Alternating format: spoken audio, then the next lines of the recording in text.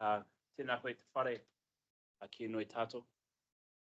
He hōnora he korori ki te atua he maunga rongo ki te whenua he whakaaro pai ki ngā tāngata katoa. Hanga e te atua he nākau hau ki roto ki tina ki tino mātu whakatongi te wairua tapu hea whenua he tautau ki pai ai tā mātu wānanga tā rānei. Kakin hoki o mātou kuia korau e taino ki o mātou mokupuna. Tai atu rā ki te kingi Māori. Hei te pōtatau te whenua tū. Nā mātou I noi ki a koe I runga tingo tautami. Korei te āmen. O tira I runga te āhuatanga o te kaunihera nei, tēnei ka tūake, ka mihi, whakatau nei I a tātou. Hara tēnei te mihi mana whenua kao, engari he mihi kia pai ai tā tātou noho, ki roto tō tātou whare. Nō reira he hōnore korori ki te atua, nāna ngā mea katoa I hanga, kia tau ana mana ki tanga, ki runga ki tō tātou kiengi. O te rā te kāhui ariki whānui tonu, pai mairi.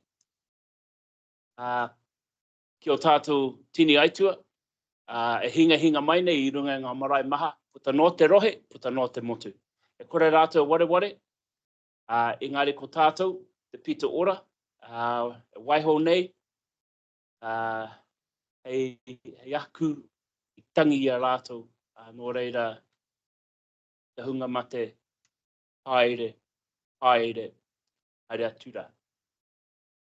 Ai ngā rangatira, ngā maraikura o roto Waikato tainui, ngā kaiarahi o te waka, tēnā koutou. I ngā tia, Jackie, tēnei ka mihi atu, o te rā ngā rangatira, ngā kai mahi, Mara, Jaden, Hinerangi, tēnā koutou nau mai, haramai. Haramai I runga ngā āhuatanga o ngā mahi I oti I a tātou I te rātau, te tau I mua atu, e haere tonu ana. Te āhuatanga o te mahi tahi, I runga I te whakaro ko tahi, nō reira teitu mihi. Ko tāku nei, e kite atu, haere e kōkiri whakamua ana a Waikato tainui mo tēnei tū āhuatanga ko te mahi tahi. Kia whakatakato he kaupapa, kia taia e te kaunihera e Waikato tainui, te whakatutuki I o tātou wawata kia pai ai, te taiao o te rā te awa tupuna e rere mai nei, mai tūwhare toa taino ki te puaha. Nō reira kare kumiro nā mihi. Te rā ngā kaimahi, ki te au I a Nick, tēnā koe. Tēnā koutou, tēnā koutou katoa. Ka waiho pēr te āhuatanga o te waiata. E te mea mōhea nau, kai waiata pai e tuake nei. Hoi no, ka hurihia te rākau ki o koutou. Tēnā tātou katoa.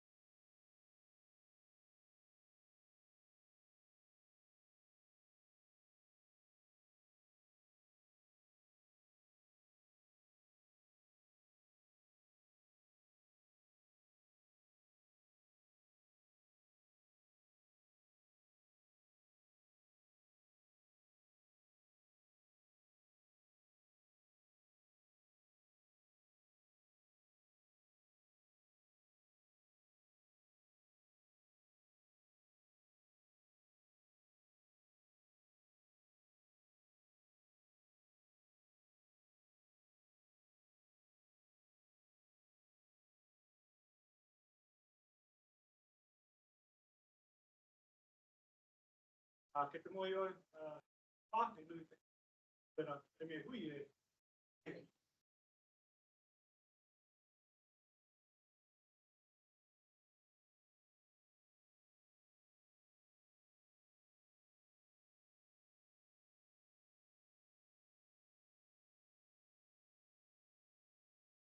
It's with the red light, of course. Kia ora, everybody. Thank you very much for joining us today. for the Waikato Raupatu River Trust and Waikato Regional Council Co-Governance Committee for the 9th of April, 2024. So, Madam Co-Chair, I don't know how you want to work through our agenda. I do, I suppose the first thing would be our health and safety statement, just to make sure we keep everybody safe in this environment. Dave, do you want to, since we've got some who are new to the premises, shall we read it out? Yeah, awesome. Kia ora tātou. I'll run through this very briefly, but in the event of an emergency, if we are required to leave the building, the nearest fire exit is through the chamber door there and out to the right onto the footpath, and we'll cross the road to the park. Should anything arise in reception that requires attention, if we need to clear the chamber for any reason, just follow the directions of staff and we'll probably move you into the councillors' lounge should that happen. And if you have any questions, please shout out. Thank you for that, Dave. Can we call for apologies? Any apologies to note? Tēnā koe, Pamela. I te tuatahi, ngā mihi ki a kōrua, Roger, me Jaden, tō Karakia Whakatuwhera tō tātou hui, me tō Mihi. Tēnā koutou e te committee. We've got a few new members from our side, so I'm trying to drag it out in the hope that some of our new members will turn up before we call for apologies, if I'm honest. But I wonder if we just do a little bit of whakawhanaungatanga for Hinarangi in particular, who is here, and see if others arrive in the next 5 minutes or so. Fantastic. Should we just go around the rooms? Kia ora, my name is Pamela Story. I am the chair of Waikato Regional Council, also one of the two constituent councillors for the Waikato constituency here on Regional Council, and my pleasure to co-chair this committee alongside Jackie. Kia ora koutou. I'm Bruce Clarkson, Deputy Chair, Regional Council, and Hamilton Kirikiriroa constituency.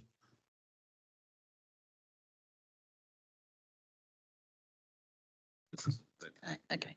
O tēnā tātou katoa, ko Hinarangi Raumati Tokunga, ko Waikato me Ngāti Mutunga o Kuihui, ko Tūranga Waiwai o Ataku Marae.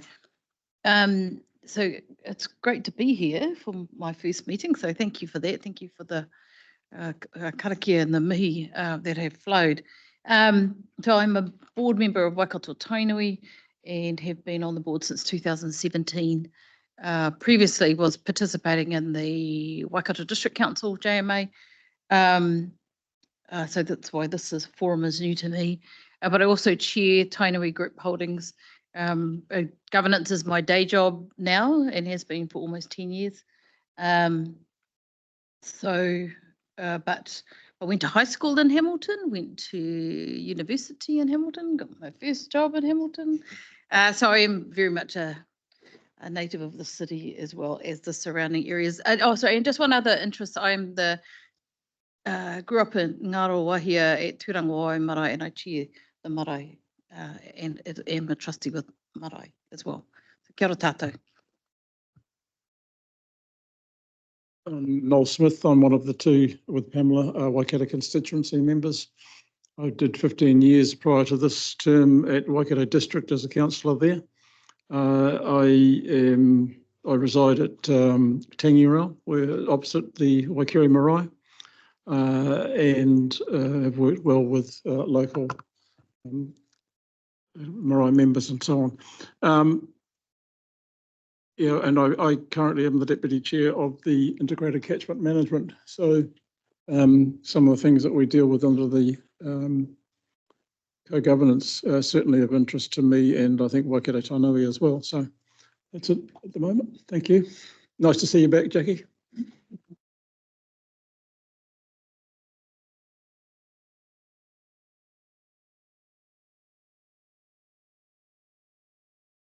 So, okay, kia ora tātou, ko marae tūkere tōku ingoa. I'm the GM for Oranga at Waikato Tainui and here to support our governors. Kia ora tātou. Kia ora koutou. My name is Jennifer Nicol. I am a representative for the Hamilton Kirikiroa constituency on the Waikato Regional Council. It's my second term and also my second term on this JMA. And I also chair the Climate Action Committee. It's for the second term this time as well. And I see one of our other members have joined, so he can come and introduce himself as well.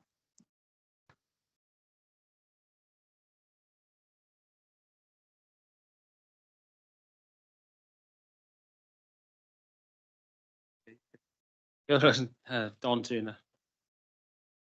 Te whakakitinga o Waikato. As if by design, Don. Perfect timing. So the only other member from our side who's not here is Jeffrey Green. He's a new member appointed by Te Whakakitinga o Waikato. So as you know, we have a mix of Te Aratauira and Te Whakakitinga members on this committee. So Jeff's from Waingaro Marae, and I'll put his apologies in. Right, thank you for that. We'll move to confirmation of the agenda. Did you need to The move the agenda apologies? Yeah. Is on page. Just need to move and second the apologies. Oh, sorry. Thank you. Thank you for keeping me honest. Do we have a mover, Dawn? And a second, Jennifer? All those in favor? Opposed? Carried. All right, so confirmation of the agenda. And what page is the agenda on? Dave? Oh, there it is, page 2. Just noting for committee members that item 12, the Shovel Ready Waikato and West Coast Restoration Program final report, we are going to leave that lie on the table. One of the presenters for that report was unable to attend today. And so just so we've got the full opportunity to engage with the outcomes of those various shovel-ready projects, we've decided to leave that lie on the table, and we'll bring that back to the next meeting of the joint committee. So other than that, are we happy with the Councillor Nicol and Councillor Clarkson? All those in favor? Aye. Opposed? Carried. All right, disclosures of interest. Are there any new disclosures of interest from any members? Just noting for new members, have disclosures been made through our normal process? I'm looking over there at Marling. Yet to happen, Madam Chair, but off the back of today's hui, we will get in touch with Hinerangi and Jeff and I guess set out what it is that we're looking for in terms of disclosures and us holding those on behalf of the members. So I'll follow up action for us. Fantastic. So just noting that is still to happen. Hinerangi, is there anything just in relation to the agenda items today that you would like to declare? Kia ora.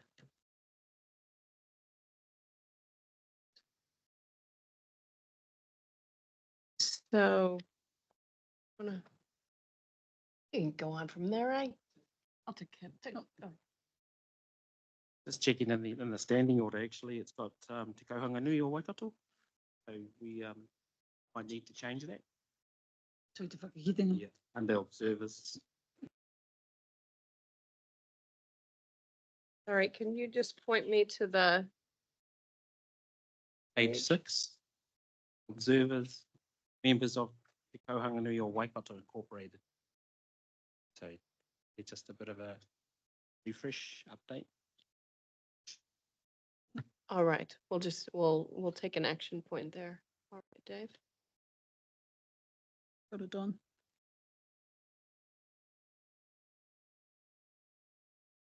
All right, so we've got confirmation of the minutes. This is on page, this is item 7 on page 15.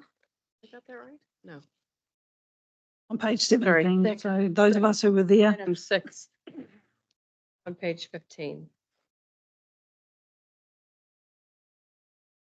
I'm happy to move those as true. So am I. All those in favor? Opposed? Carried. All right.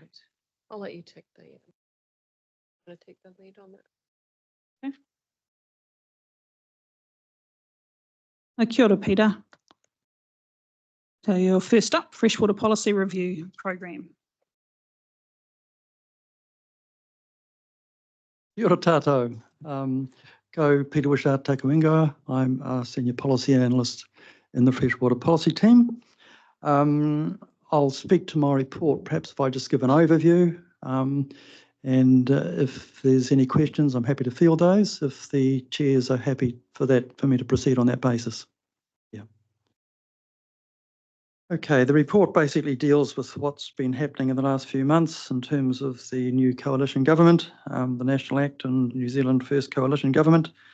I'll then cover off in terms of just what's been achieved to date in terms of the Freshwater Policy Review, perhaps an indication of where we may be going, given that Council has yet to sign off on the work programme in light of the amendments to the programme.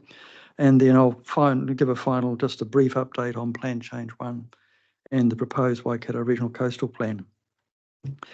So the coalition government has given a strong indication, in fact it's going to be a matter of policy, that they're going to review and replace the National Policy Statement for Freshwater Management and also the National Environmental Standard for Freshwater. And this comprises part of the coalition agreement with the Act and the New Zealand First Parties. Also of note is that the guiding principle of Te Mana o Te Wai is going to be rebalanced, whatever that means. And that is due to occur in terms of the Prime Minister's announcements last week in terms of the matters to be covered off by the 30th of June. So we'll wait with interest just to see how that transpires. Over the last 2 or 3 years, there's been a lot of work being undertaken in terms of developing and responding to the NPSFM.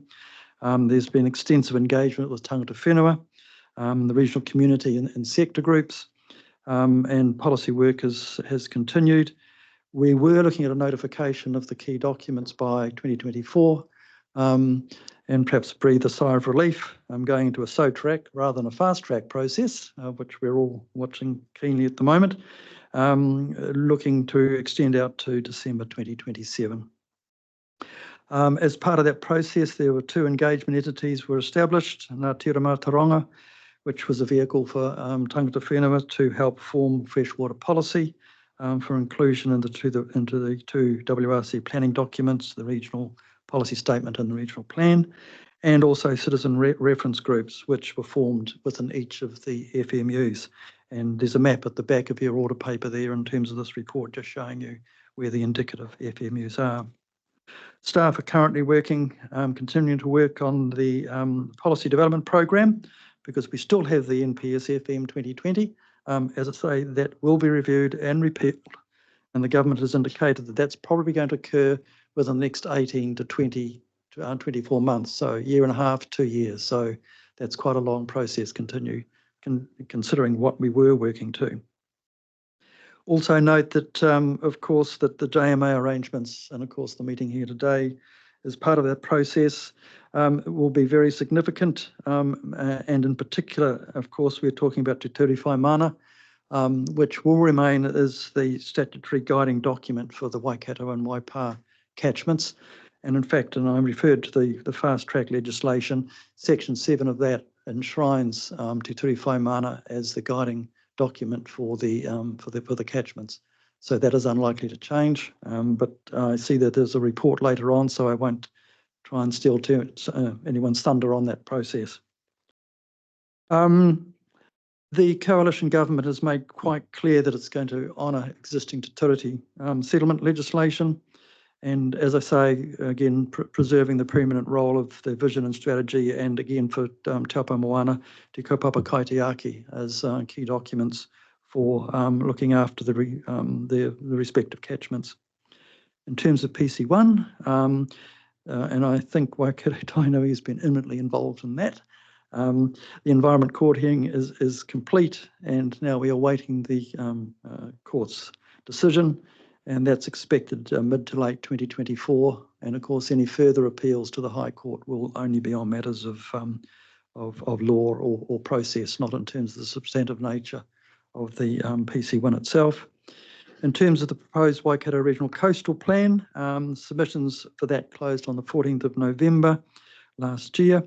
There were 1,359 submissions, of which the vast majority, 1,252, were pro forma from the same grouping of people. The call for further submissions was notified on the 27th of March, so very recently, and that period closes on the 29th of April. I think I'll leave it there, Madam Chairs, and I'm happy to take any questions that members may have. Thank you. Thank you, Peter. With that, I'll open it up for questions from the committee.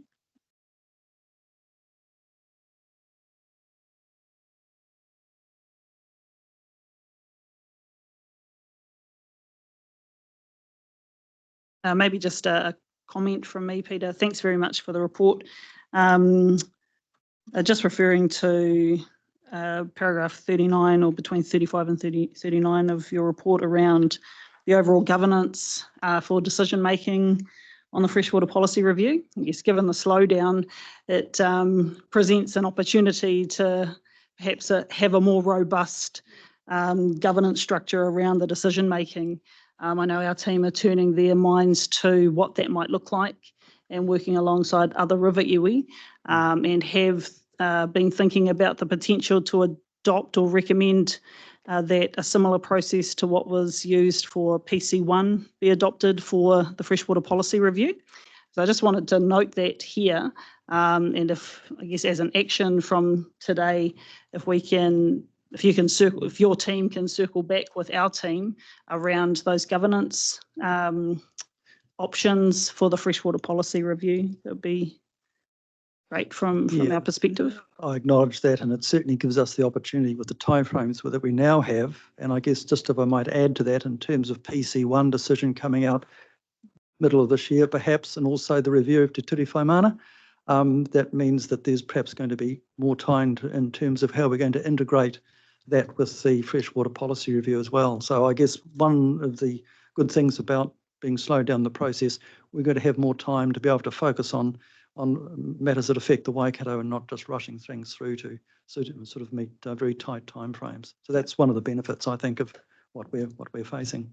Yeah. But your comments are certainly noticed, and in terms of establishing the governance committee, I'm sure our governors are aware that we now are able to do that, and in a more timely fashion, perhaps. Mm. Thank you. Thank you. If there are no other questions or comments, can I move that the report be received? Seconder? No? All in favour? Against? Carried.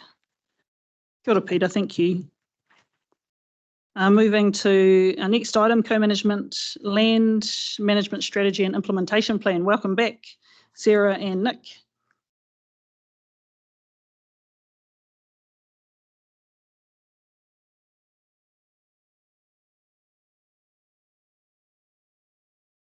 Kia ora tātou. I'm Sarah Leland. I'm with the Integrated Catchment Management Team, and I'm a Lower Waikato Zone Manager. Kia ora folks, Nicholas Manike. I'm a consultant that's working on behalf of both the Council and Waikato Tainui. Thank you, Nicholas.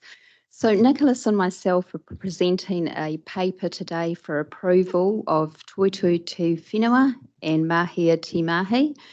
And I'll also provide a brief update on the associated LTP funding for restoration that was requested at the last hui.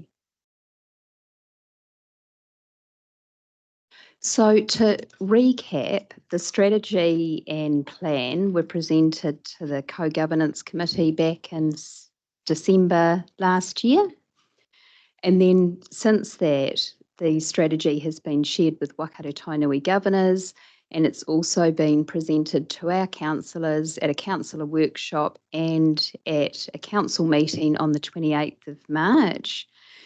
The decision at the council meeting on the 28th of March was to endorse the strategy and plan and to delegate the decision for approval to this committee, and hence presenting both for approval today.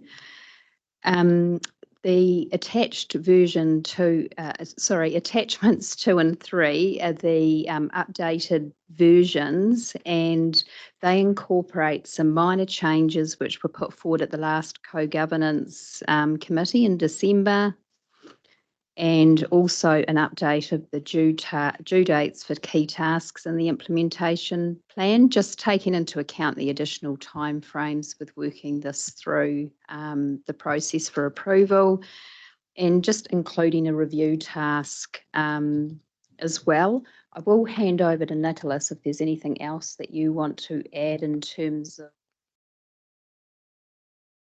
Just in terms of the last co-governance meeting, there were some useful suggestions that were put forward from governors, which has since been incorporated or made clear within the strategy and the plan itself. These include ensuring Waikato Tainui access to settlement lands through embedding access clauses and licensing renewals. The strategy is written in an inclusive style, so often you'll see the word "we" a lot, meaning both parties, unless it specifically refers to council or Waikato Tainui. Regarding the first right of refusal, the aim is to be more intentional by actively looking for ways to return land under council ownership to Waikato Tainui where it's no longer required, and also working with other parties who may own land that is not required either. There's now greater clarity on the meaning of sites of significance, so there's a definitions section, included maps as well as a link in there to the deed of settlement, which gives a land parcel description of those sites. Also made clear the types of restoration initiatives that will be covered by the strategy, in particular alignment to the Waikato and Waipa River strategy, and a new section relating to resourcing, so the parties working together to seek necessary resources through the council's long-term plan, annual planning processes, and also external funding sources as well for restoration projects. Thank you, Nicholas. So, and just noting as well that the additions which Nicholas spoke about, they were presented in the copy which went to the council workshop and the council meeting, and the copy which has gone to Waikato Tainui governors as well.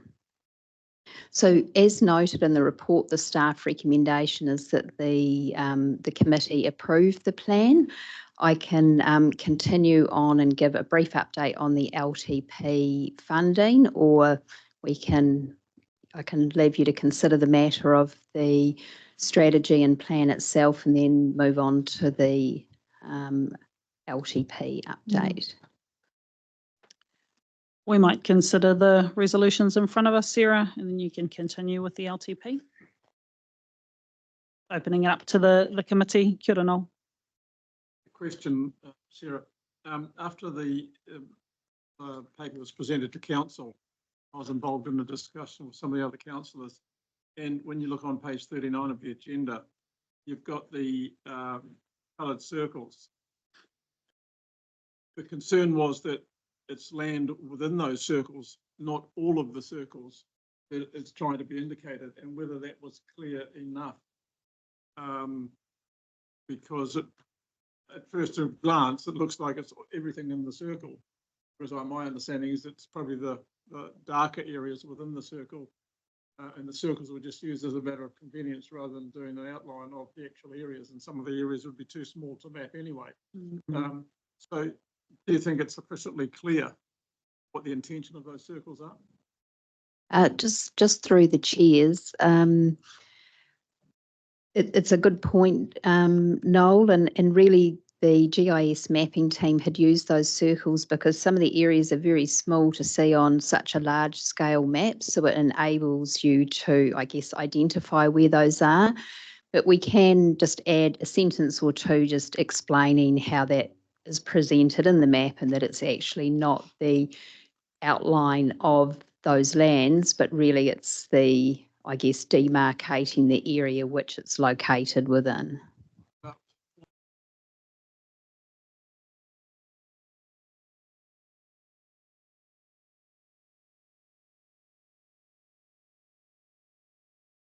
Just to add to that, I'm aware it's mentioned elsewhere in the text, but if there was a sentence on the map, when somebody just looks at the map, I think that's what you're getting at now. Well, it makes sense. Yep. So I guess just to capture that, it's adding a note to the maps itself, just to say that the highlighted areas are for visibility, but the actual properties sit underneath it. Just another partai through the chair. So when the river recedes and then land becomes seen and grass grows on it, is that WRC, Whenua, or not? Not always. There's land in our area that is subject to accretion. I didn't know what that meant, but it was explained to me as that the land title comes with the high water mark. And so it comes and goes. But there's not many of those titles left. But normally it's defined on a certificate of title. So there would be areas of no man's land. It might be narrow, it might be wider, but there are land, certainly on the Waipa, that is subject to accretion. You know, I suppose that's my partai is as water becomes goes, then Whenua comes, and then I'm asking the question: where does WRC's responsibility of line start and stop? Is it with the same title?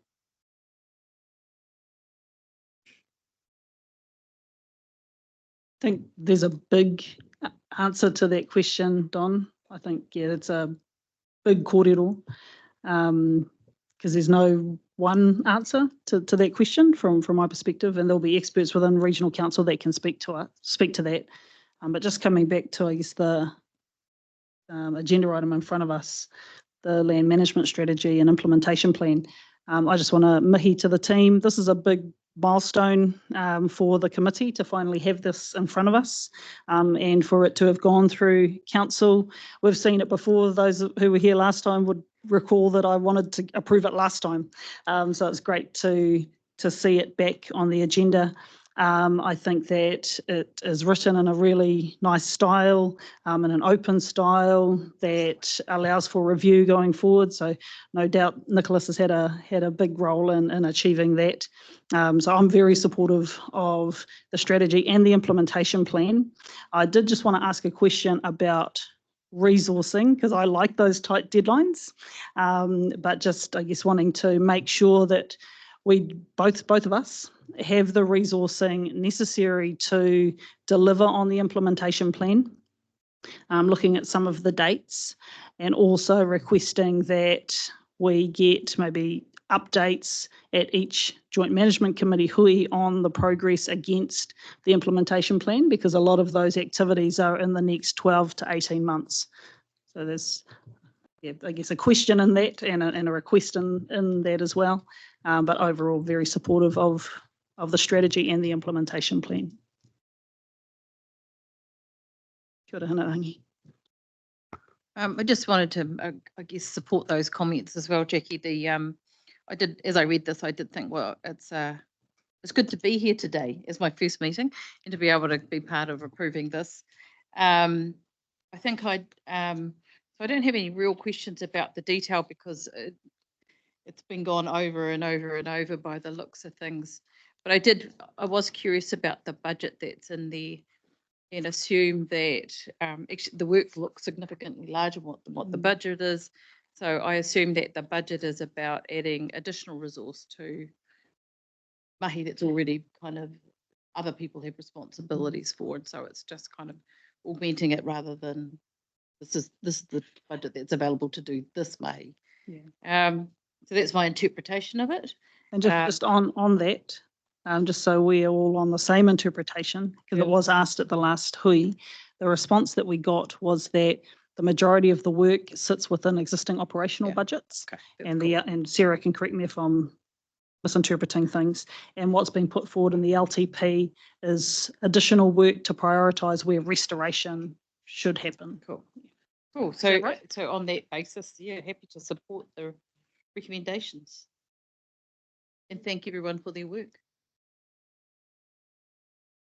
If we're all happy, we've got 2 recommendations in front of us: that we receive the report and that we approve the co-management land strategy, Toituu Te Whenua, and the implementation plan, Mahia Te Mahi. And we have a mover. Jennifer, seconder, Hinarangi. All in favour? Aye. Against? Carried. Kia ora tapa.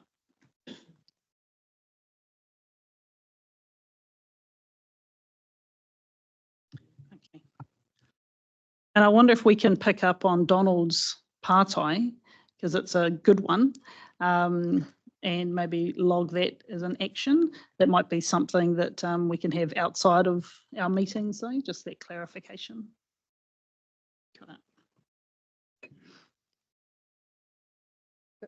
Good piece of work. Really happy to get it to this point. Just wanted to ask Sarah if there was more you wanted to share on that specified budget for the LTP. Yeah. Now? Yes, please. Yeah, through the chair, I'm happy to give an update on the allocation, and thank you for your support today with approving the plans, and a big thank you as well to Nicholas for all of his efforts across Waikato Tainui and Regional Council helping us get to this milestone. It's really awesome, so thank you, Nicholas.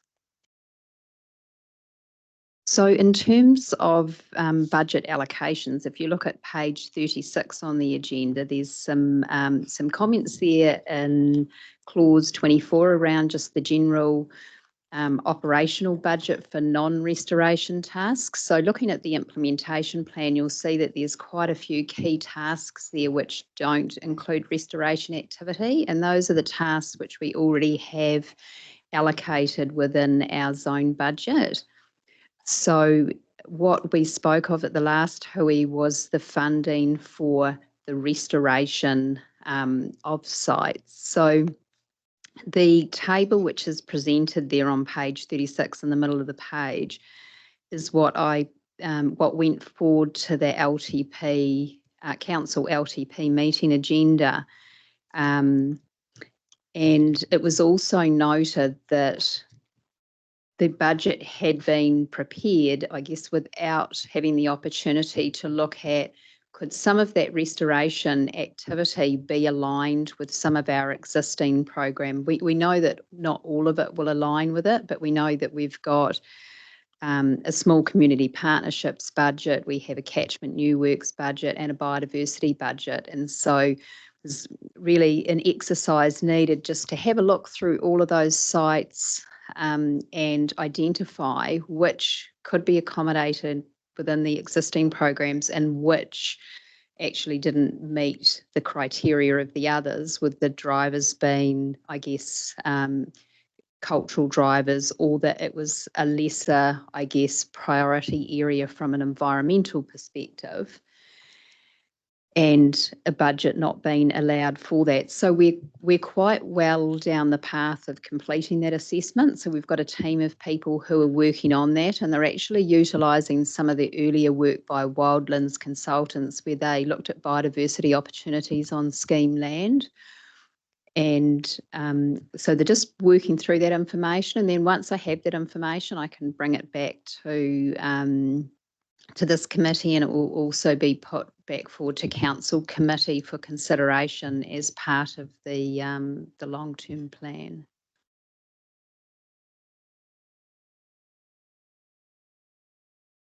Any questions on that for Sarah? No? Great, thank you, Sarah.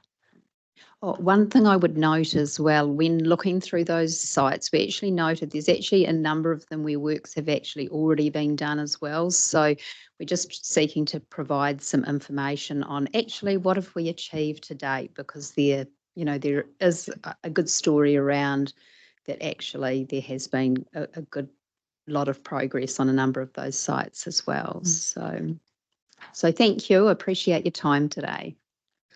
Thank you both. Tēnā korua.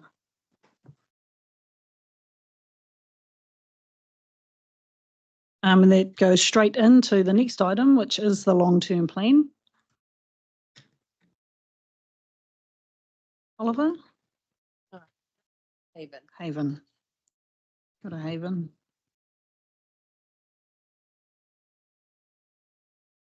Kia ora, good afternoon. Ko Haven Walsh tōku ingoa. So I'm Haven Walsh, Corporate Planning Manager here at Waikato Regional Council.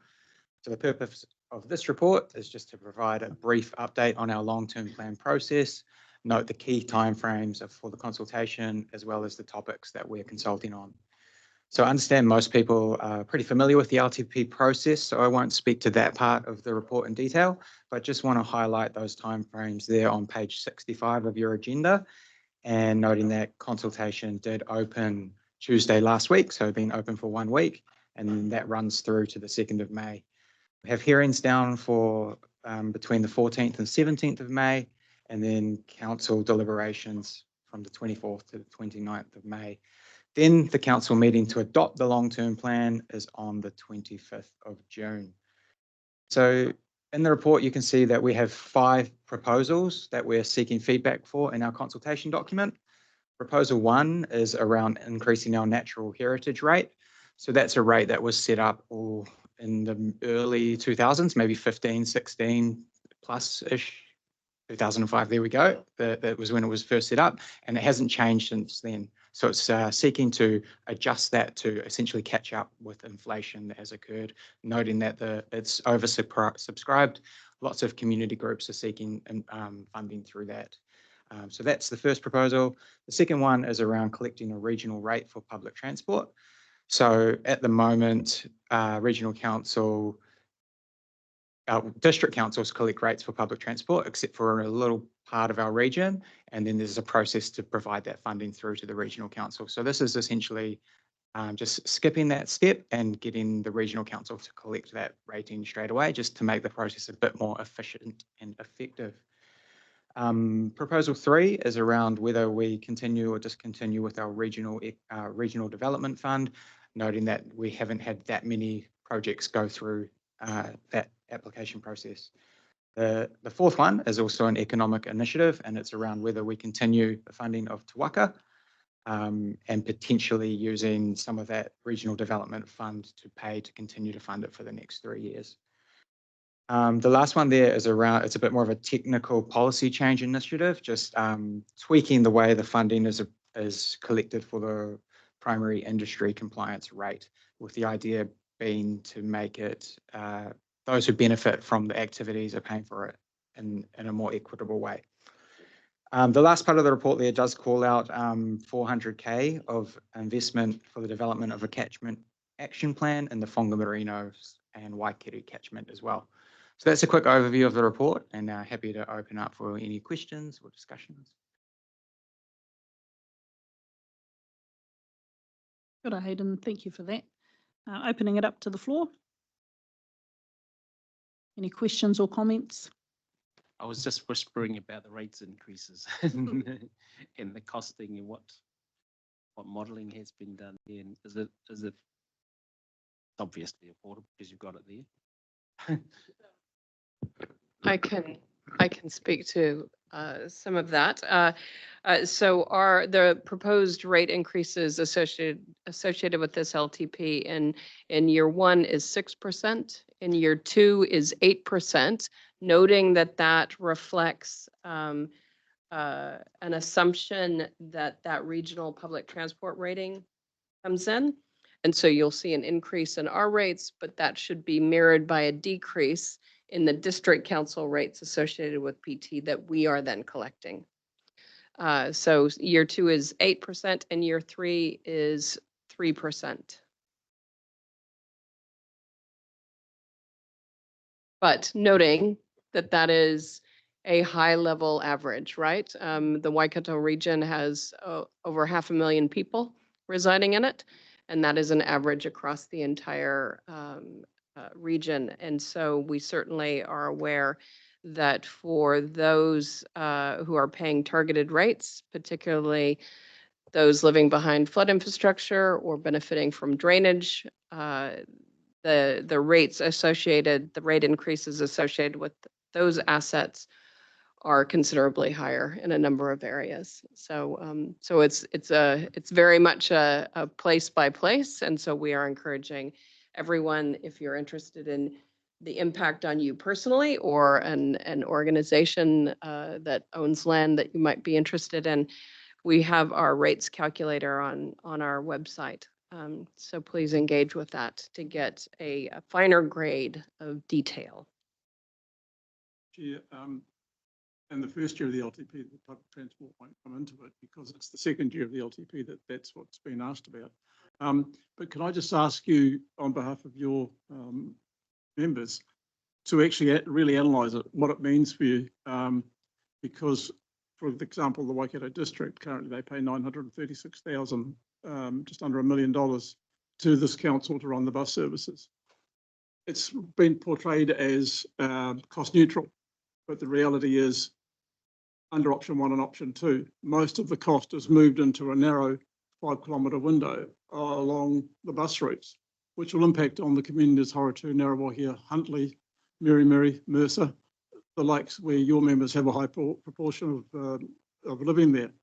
And in some cases, those options are several $100s, depending on the value of the properties. Whereas at the moment, Waikato District has told me that it's costing, in the general rate, $2.50 per 100,000, which for an $800,000 house, which is the average, is $20 per rateable property. Whereas if you're going to several hundred, I just wonder about the affordability for many of your tribal members in the community that I represent. So I'm not saying I'm against it, but I just want people to actually understand what is being proposed and that they make their own decisions on that and let us know. So I please urge you on behalf of your membership to look at it and tell us what you think. Thank you. Did you want to comment on that, Haven? Yep, and my understanding is that there would be a further, to refine the modelling over the second year, there would be further consultation through the annual plan. So the first year is simply to collect the rate, and then there'll be an ongoing discussion around different models and how it could be applied.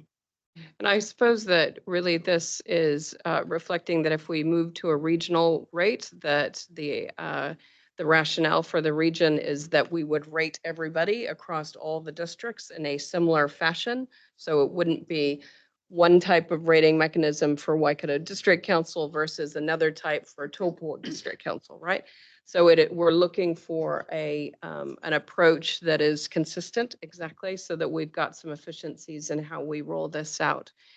And I suppose that it also is reflecting, there have been a number of conversations around our council table around sort of that user pays approach, right? Where people are getting the benefit of a particular service, whatever that service might be, that we attribute the costs associated with providing that service to those who are most likely to benefit either directly or in some indirect way. So the view with the 5 kilometers is recognizing that those who live within 5 kilometers have a much greater opportunity to take that public transport, but also are more likely to benefit from the indirect benefits of PT, such as less cars on the road, more people on the buses, less cars on the road. So if you're driving in that 5 kilometers, you're less likely to get held up in traffic, which is something I'm always interested in, because we all know there's never going to be any PT out in Tihoe. But when I come into Hamilton to access various things like this building, the more people that we can encourage to take up PT, then it does.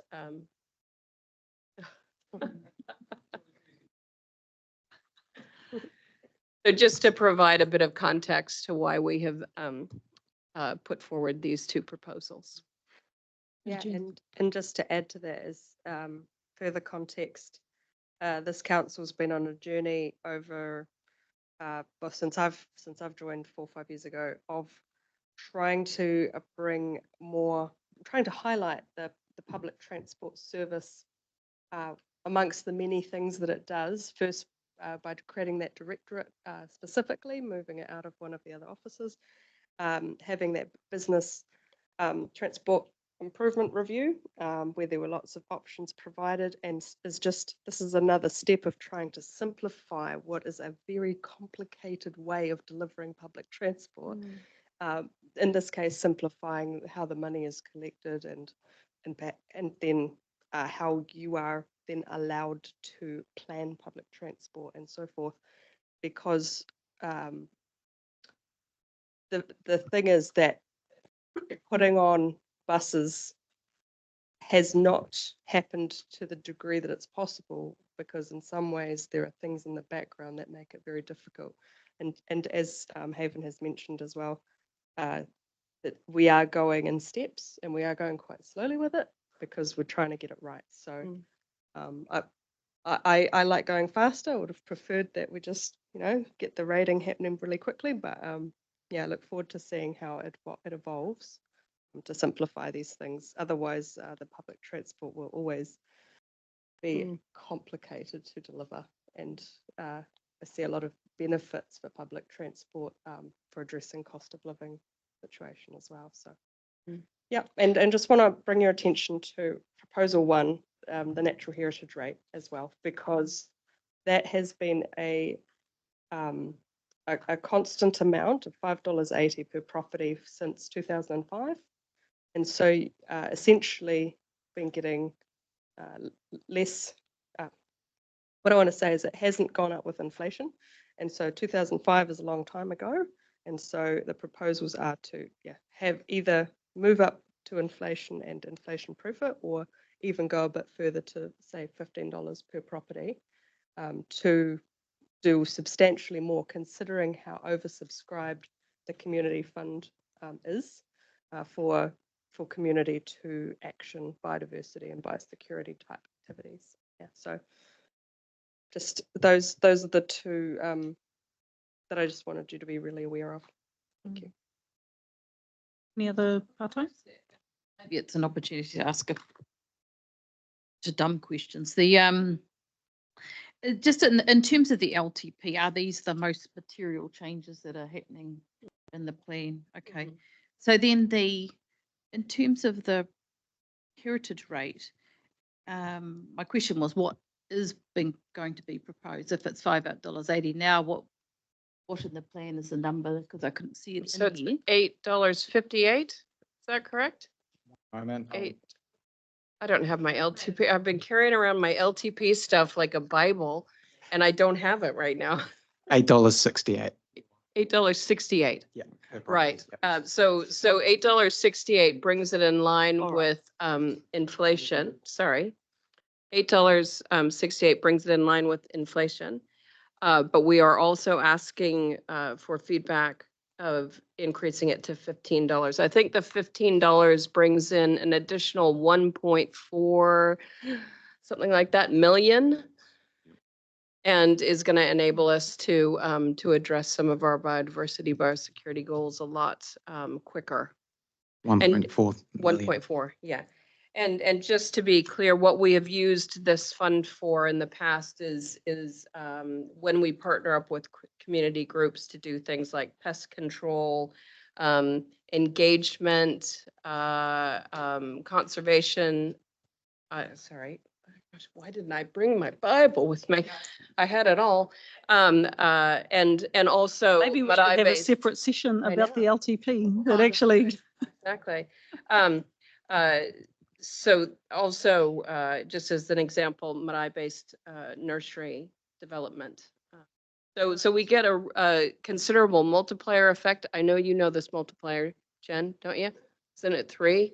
$3 something for every dollar we invest. So yeah, this is just trying to open up further opportunities because, as noted, we are chronically oversubscribed. We have to turn community groups that are ready and willing and want to engage, we have to turn them away because we don't have sufficient funds. So this is just recognizing we'd like to make further strides in this.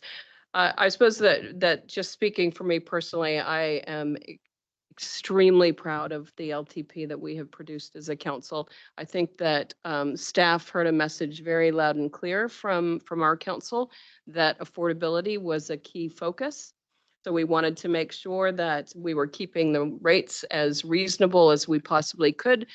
We encouraged staff to seek out savings where they could. There was over $1 million, I can't remember, 1 point something. It was very, yes, exactly. So certainly there was a focus on the affordability, but there was also a recognition that our communities are expecting and asking for us to continue to make endeavors and progress in the areas where we have a particular responsibility. And so that's why you're seeing increased investment in that biodiversity, biosecurity area, and also asking for this natural heritage fund to be topped up. So so really proud of this piece of work.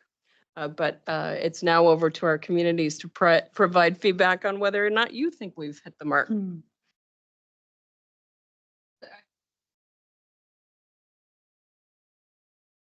Sorry, Bruce.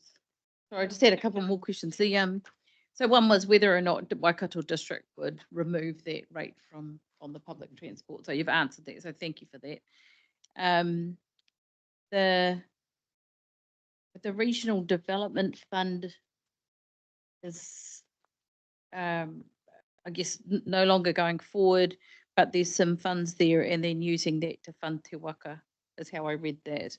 So what happens when those funds are gone? Then is there just another debate around whether or not Te Waka continues or how that would be funded, or there'd be other sources of funding would be found by then?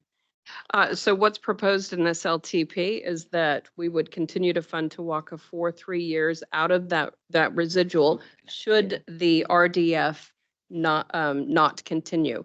If out of this consultation there was a groundswell that said, no, we want that regional development fund to continue as it is, then if you go into our LTP discussions, what you'll see is that if the Regional Development Fund is retained, the funding for Te Waka would need to come from rates. And so that would result in an increase of 35 cents per 100,000 capital value.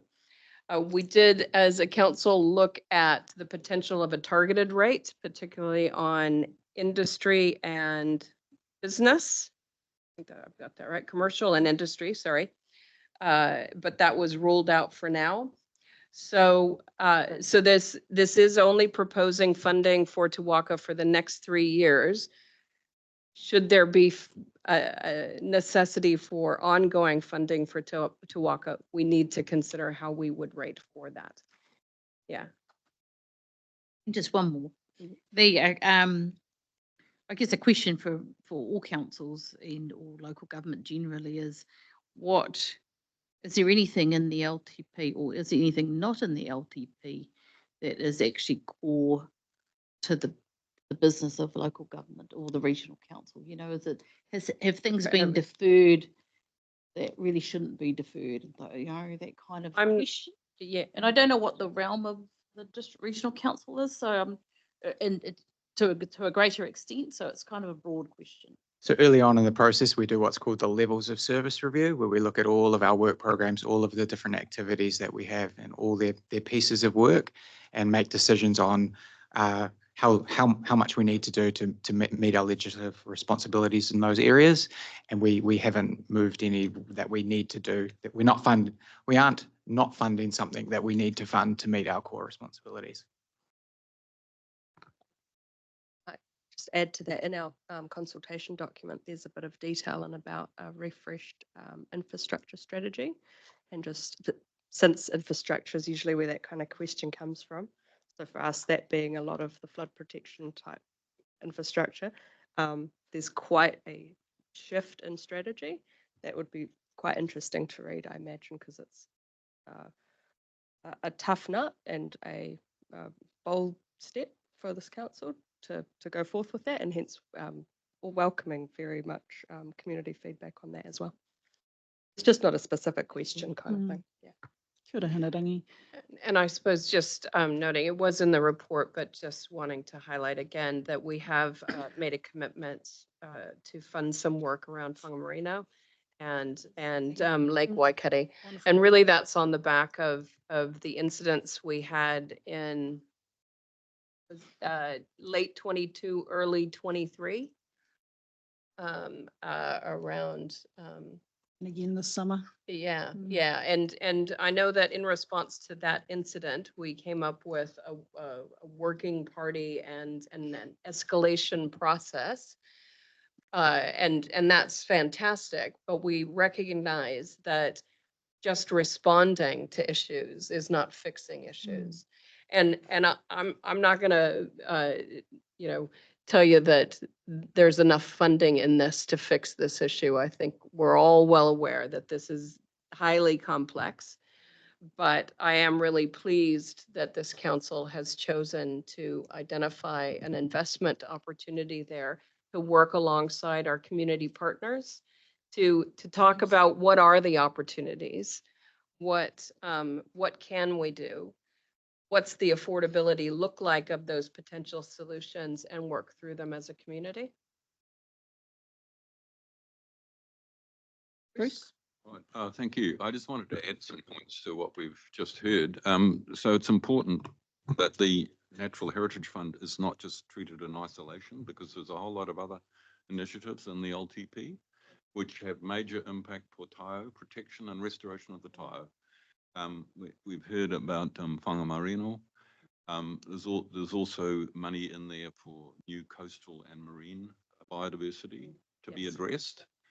There's a range of things in there, and I just wanted to make the point that, again, the three options that are presented in relation to the actual natural heritage rate are just that at this stage.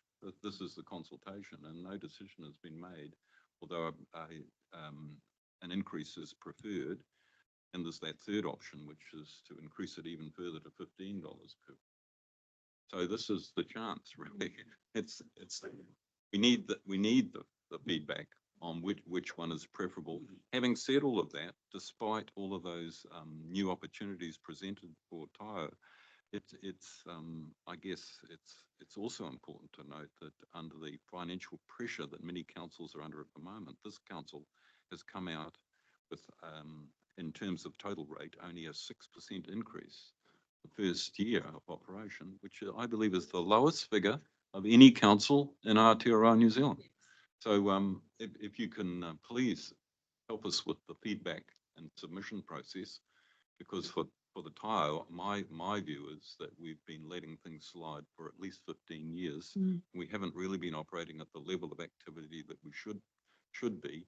And of course, you know that I would be a supporter of the $15 per property, because I think we need to increase the pace. We've actually fallen behind. We now have a scenario where lots of other funding sources are drying up. Jobs for Nature, for example, all of those things that are now in decline. And really, it's now over to us to try and do something about that. Thank you. Like from my perspective, and I have asked the team whether the team have had an opportunity to be fully briefed by council staff around the long-term plan, and the information I received was no. Besides, here's a list of public meetings that you're welcome to attend.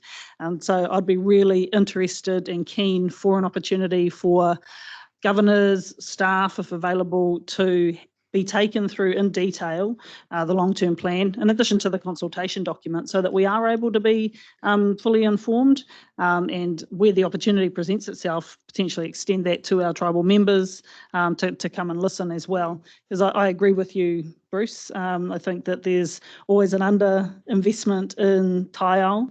A big chunk of your rates is transport stuff, which is what you have to do as part of the taio as well. But yeah, it would be great to be able to make a better informed submission, both as an entity and as individuals and our marae. I see Tippa's got her hand up. Kia ora, Tip. You've been maybe some connection issues because you're on off. You there? Oh no, that's what. Kia ora, can you hear me? Yep. No, I was just being patient. Couple of things. I consider that Whakatau and Council are both environmental investors. There's a conversation, not necessarily around the LTP, that we should have about the impact of those investments. Noting the natural heritage conversation you just had, the tile grants, the tribe runs, the WRA investment, and what in the tile generally. And I just think a strategic conversation about that, if I could note it to the agenda of our JMA. 1, 2, Pamela, probably a sitting before you were our chair or a member of council, we used to do LTP engagement with iwi well ahead of going out public and things like that, and the suite of JMA round prior to, I guess, the plan being too formed and going out, and that was to align the iwi aspirations and ours, because they were going to put investment in as well. So I think if we went back to that, Jax, we're at the right end again. We're not trying to fix it at the other end, like with the rest of the public. So I'd encourage us. I've been speaking to the council, and I just think the JMA will raise this again, so I can follow it. Kia ora. Kia ora tapa. We've noted that as a follow-up action. It was running through my mind as the co-managed land strategy and implementation was being discussed as well. Thank you. Just on the Whangamarino, Mike Scarsbrook is organising a Whangamarino working group, which will be meeting in about 10 days' time. And basically, I'll just quickly read this. Following on from the development implementation of the short-term response plan, we recognise for a medium, long-term, etc. WRC is seeking resources through the long-term plan to support development of the Whangamarino action plan. So this meeting in 10 days' time would serve to establish a working group for this significant project. Terms of reference, etc., will be sent out prior to the meeting. So it's actually really starting already, so ahead of the LTP. And if I can just note our support of the inclusion of that program into the long-term plan, significant taonga for us within Waikato, Whangamarino and Lake Waikare. So the likes of Hayden, Solomon, Jaden Falwasser, Julian Williams and Lorraine Dixon are involved in that. Yeah, I don't know about that Jaden Falwasser guy. So as I understand, that's the group that was established on the back of the event. Yeah. So yeah, what is being funded through this LTP is a broadening of that approach. All right, so a few actions to be noted there. Just looking at our time, can I move that the report on the draft LTP be received? Kia ora, Haven.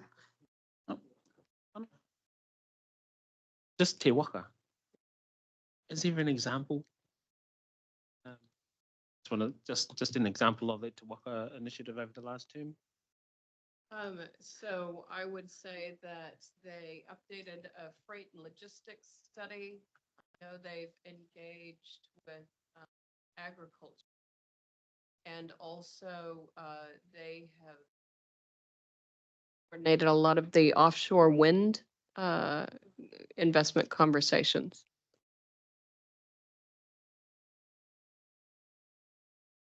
Yeah, so that I'm just reading the top part of that.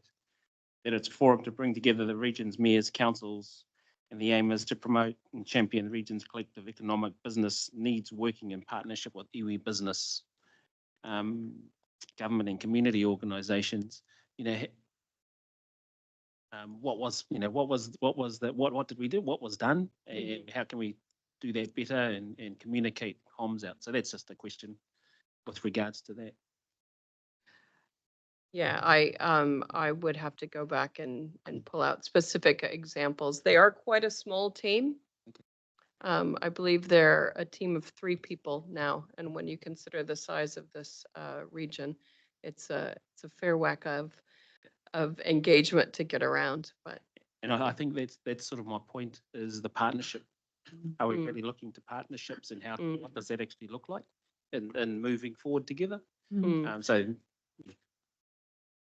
Just before passing over to Mara, we've got the independent directors, but Craig Barrett and Lisa Murray are both on that board of Te Waka. Kia ora, Mara. Just wanted to add to Don's comment that that small team point, you know, so if we've got a really small team, we don't feel supported by Te Waka, and that's, you know, something that we have put to them previously. So, I mean, our team was gonna start, well, have been thinking about our submission to this LTP. We were waiting for this hui, so we could see what the kōrero came out, and then the team will start doing the writing and noting Jack's that we want to have, now we're going to have a hui, which is great.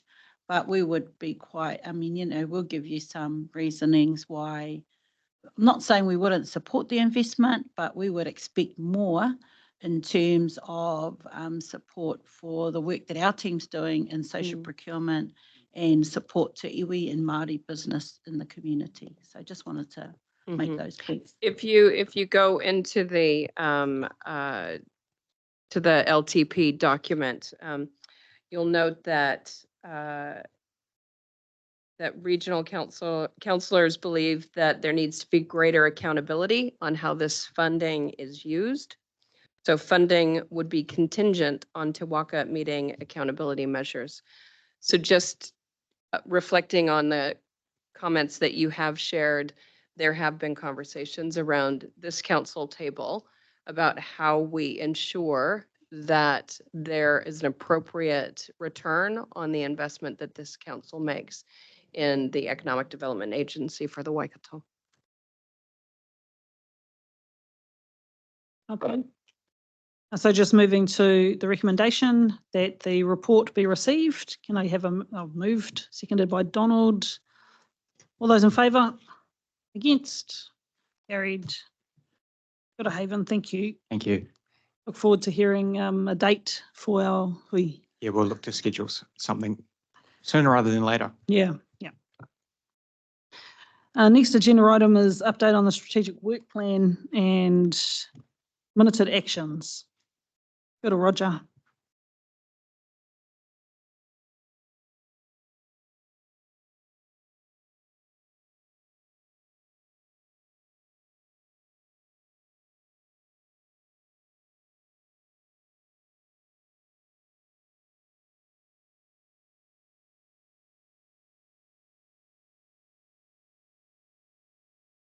Kia ora te whare, ngā tia, koutou e mātaki mai ana I runga I te Ipurangi. If it's okay with the chairs, I'm going to take the report as read. Just want to make a couple of comments. You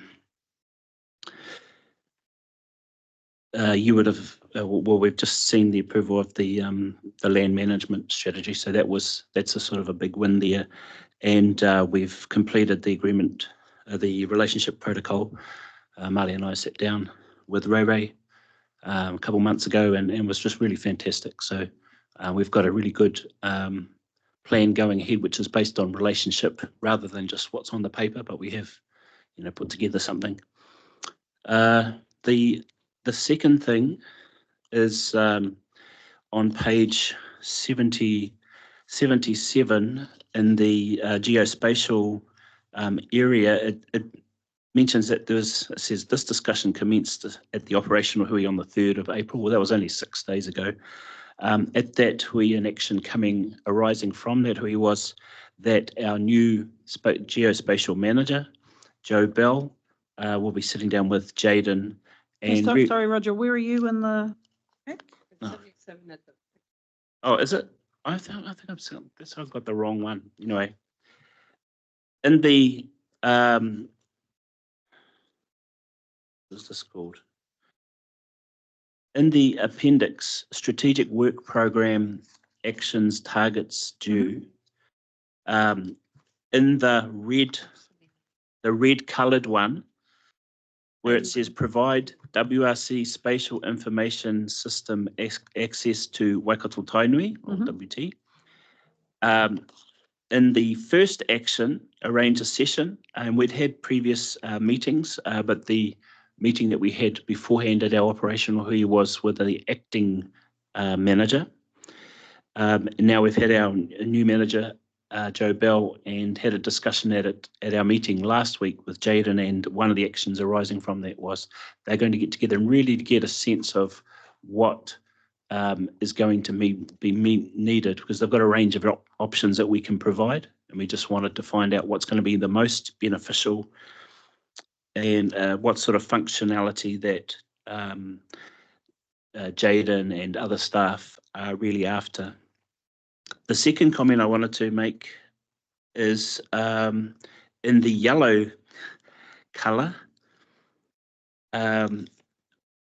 We asked our ICM staff in terms of what would be a site visit that we could schedule in for the middle of the year in June and July, and they came back and said, yes, we want to go to Lake Whangapē. So I just wanted to present that before the committee as a proposal. We'll go away and arrange it, but if you're keen for a June, July, the next meeting anyway at the convenient time, they really suggested Lake Whangapē.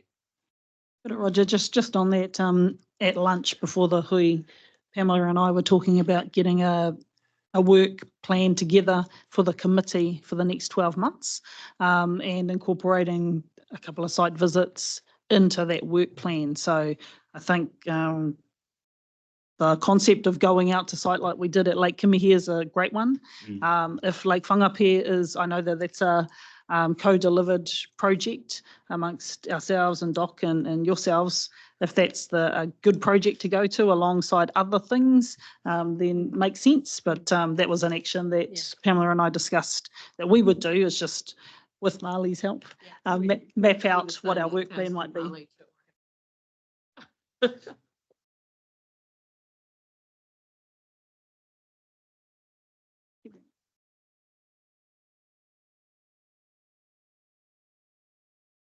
Yeah, so I'm happy to take questions if anybody has any questions. Good, Roger. And thank you for the update. I guess one of the questions or pieces of feedback that I've got is really some of the priority areas like the preparedness area. We've identified for a couple of years now as a real priority for us around natural disasters, that type of thing. And looking at the overall strategy, I think it's a 3-year timeframe to develop a strategy. To me, it seems like way too long. By the time you finish the strategy, it's out of date.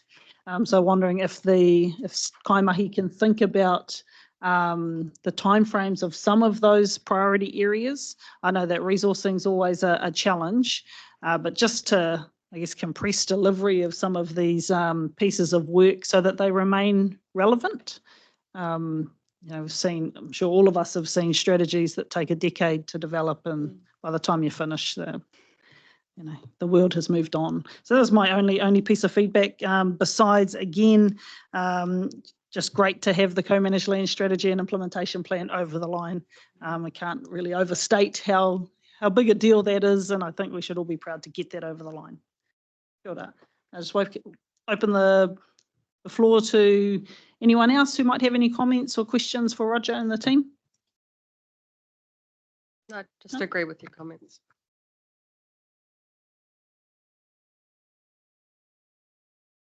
No. So if that can be recorded as an action, just to review some of the timeframes, particularly on the priority areas that I know the team have already identified in the overall strategy, that'd be awesome. Thank you. And the recommendation in front of us is that we receive the report with update on progress of our strategic work plan. I saw the meeting actions from the last time are all in a good state. Marley, kia ora. And wonder if we can just, all the complete ones, if we can drop those off so that we're not adding unnecessary pages to our agenda. Can I have a mover for that recommendation? Donald, seconded by Jennifer. All in favour? Against? Carried. Kia ora, Roger.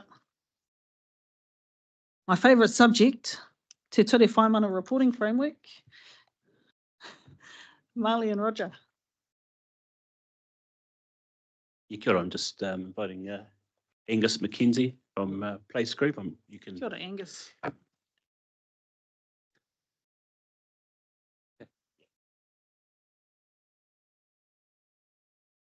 ora tātou. You right? Just ask. Does Marley want to come up or? Why don't I share my screen? We have got a small presentation to do. Only 25 slides. I can do it quick.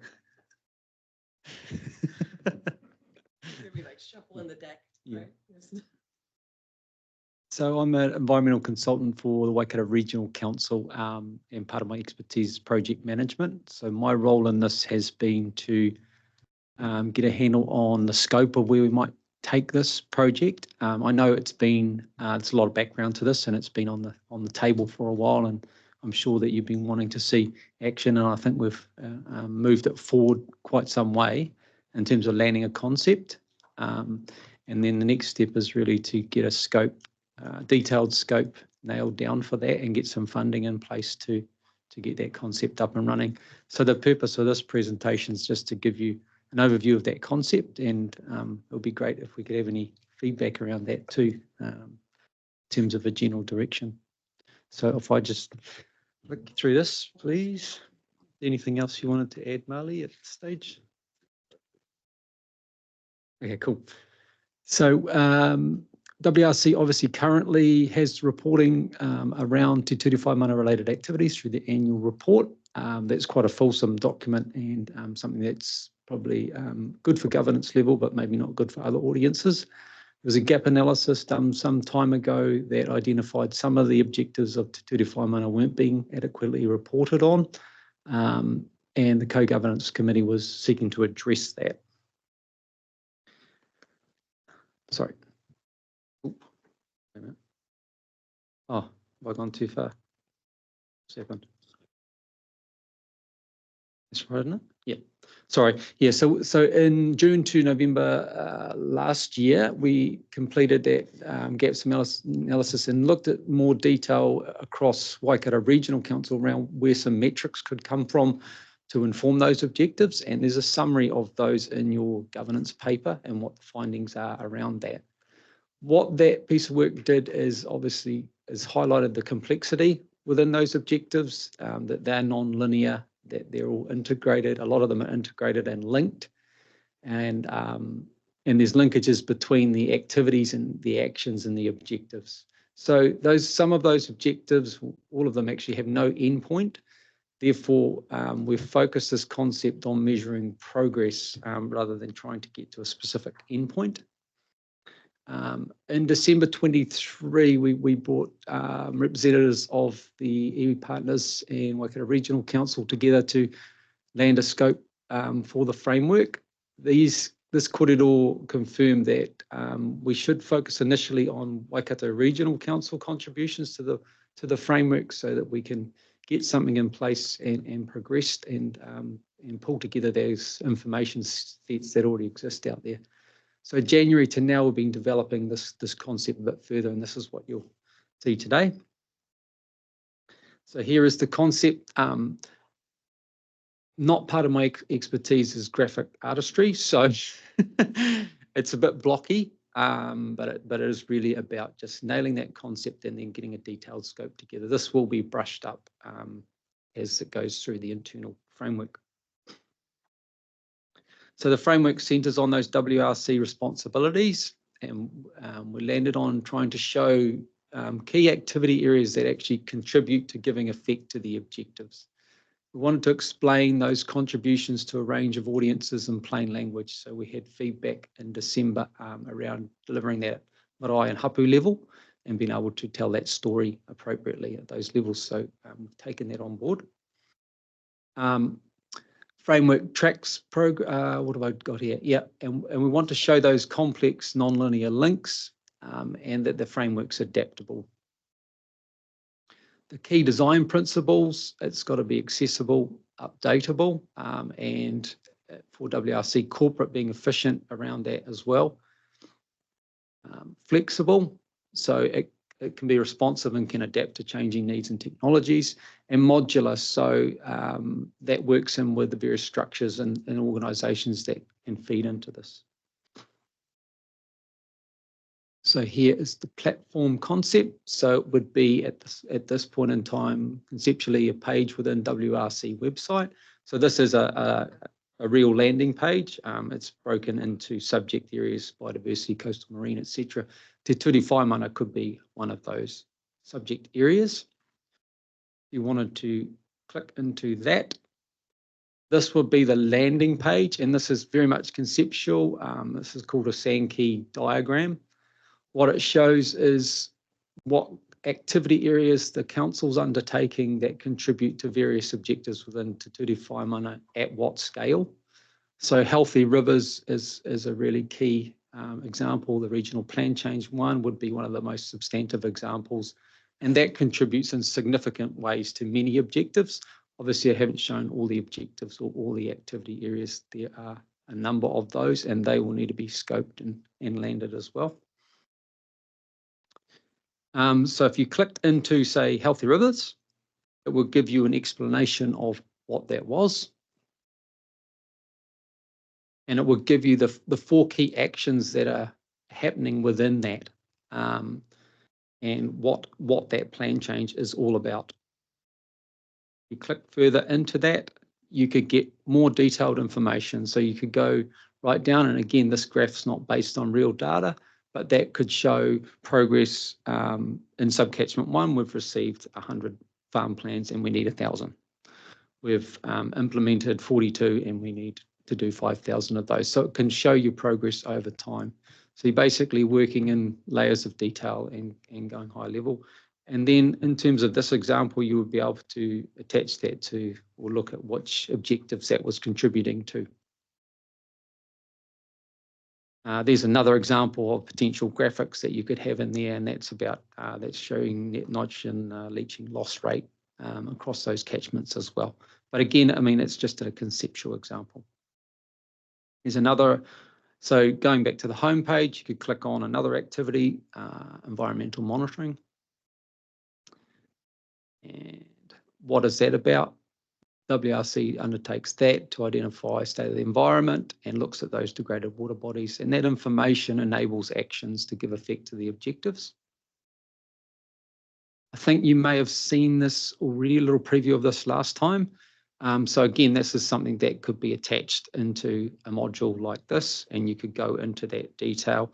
I'm sorry it's so small, but you could look at what's the experience within those streams, what's the food resource like, ecosystems health. So again, going right down to that level of detail, whatever level of detail you actually wanted. That's some more data from that particular module. And again, so the tool would include linkages to other web pages. Obviously, there's a bunch of information already out there on the Waikato Regional Council website, and this one here, you could have a link to Te Ture Whaimana in the fish pump friendly what are they? Fish friendly pumps. There's an article on that and what's happening in that space. So you could include a bunch of cross linkages as well across the website. So yeah, just would love to hear your feedback on that concept today and any questions around it and whether you think it's heading in the right direction in terms of what you may have visualized. And just as I mentioned before, we're getting on with getting a more detailed project plan together around that and trying to land that scope. Just in terms of other organisations, I'll just touch on that as well. This might be the future for it. So if you can get Waikato Regional Council information up there, you could potentially clip in other organisations to it as well. So we have got an eye on that as well, and we appreciate that the WRA is undergoing review of the vision strategy at the moment as well, and potentially their reporting around that. So we're mindful of those facts as well, but certainly the Regional Council's got a lot of information that it can stand up at this point in time. Thank you very much. Kia ora, Angus and the team. You certainly have been busy over the last 6 months. So really appreciate the progress that's been made, Marley, Roger and Angus, to get us to this point. Before I make any comments, I'm going to open it up to the table. Is there a couple of things that you're asking for, feedback and endorsement of the overall direction? Yeah, just open it up to the table if anyone's got any comments. Thank you. Hi, Angus. I like a lot of what I see there. The thing that I'd like to add, though, is a question or is another step that I would be looking for to want to go there, want to look at it and also to communicate it, is that one next step of analysis, because this is showing a lot of how much activity is happening towards an objective.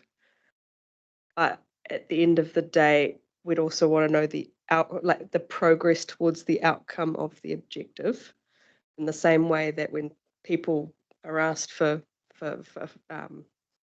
say charitable funding, you've got that temperature thermometer thing that when the money goes up slowly over time, or something like that, where or you just simply have a graph where things are progressing and you can see at which point it's plateaued. Because I suppose in some ways the pieces that it's linking to are things like, say, farm plans, which there's a lot of activity, but will it or will it not deliver is something that we are yet to experience, and it might deliver in 5 years or it might deliver in 50 years. Granted, I'm not looking for all of them to be full straight away, and I don't think anybody is. It's just knowing out of a percentage of 100 or whatever the measure might be, how far along does it look like? And hence, that's the one I want to go look at and explore. Because if I didn't have that, I could be spending many hours just learning about, like in an educational sense, which is really cool. But when I'm looking at it more critically with that governance lens of where do we need to do more, or where is a lot of funding going, but actually, is it working? Yeah, that would be the cherry on top for me. But otherwise, there's a lot of great stuff there. Yeah. Have you given any thought to that yourself? Yes. Thought so. But yeah, it's very tricky. that are worth adding on top of the presentation, or and I still thinking that through? Still thinking it through. Okay, cool. I mean, I think the objectives are tricky in terms of measuring things like that and showing progress against, because we don't have time. They're not time bound. They're not, and then some of the parameters within them are just a bit tricky. But having said that, we definitely have applied our mind to that, like more of a dashboard type concept. And I think it's something that as we go into it, we can keep developing, keep looking at. So yeah, it's been certainly in our mind. And I mean, a lot of this is very hard science behind it, and quantitative. Potentially something like that, looking at the objectives, it might just need a coming together of the partners to make a subjective. It's a 2 out of 5, just to give some kind of context for the outside world. And it can be as simple as a graphic design thing to draw an audience in, rather than having to be too hard. Yeah, thanks. Yeah, the WRA report cards are, is a potential template for that too. Yeah, we have talked about getting consistency across some of those metrics as well, and how they're communicated. Even, is it an A, B, C, D thing, or is it a 1, 2, 3, 4, 5? So yeah, certainly as part of keep you busy. Thinking. Yeah, cool. Thank you so much. Might just add to that your question is very similar to the type of questions and feedback that we received when having wānanga on the topic with River Iwi and the Waikato River Authority. And I guess the piece that is missing is that further refinement of measures and those activity areas that Angus has sort of shown in a conceptual way. And so that level of detail is probably what's missing for governors and others currently, but we're still working through the process of refining those, and we'll bring it to the table and have further discussion about those things in due course. I could just add to that as well. I think one of the other things we've identified for those discussions is the need to highlight what's not happening and where the gaps are, what's not contributing or what's counter contributing as well. So I think, having this information as well will hopefully assist governors in identifying that and picking up on that too. So yeah. Any other comments?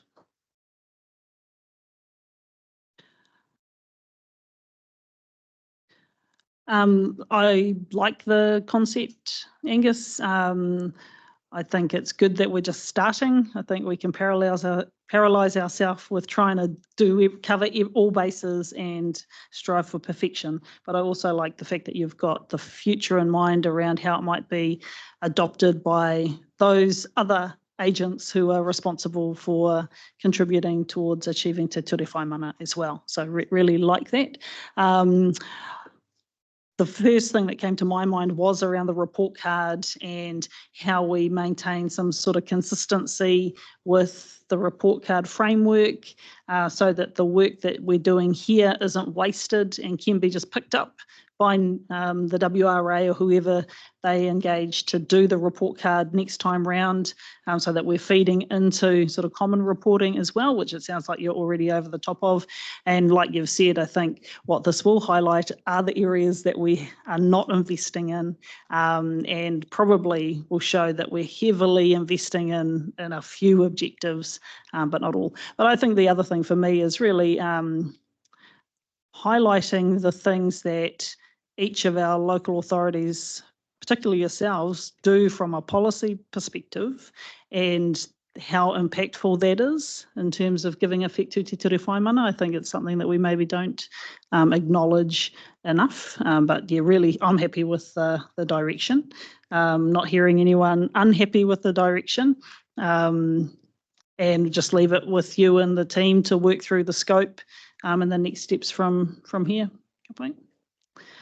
So with that, there's a recommendation in front of us that we receive the report on the progress on the reporting framework. I have a mover. Pamela, seconder. Donald, all in favour? Against? Carried. Thank you.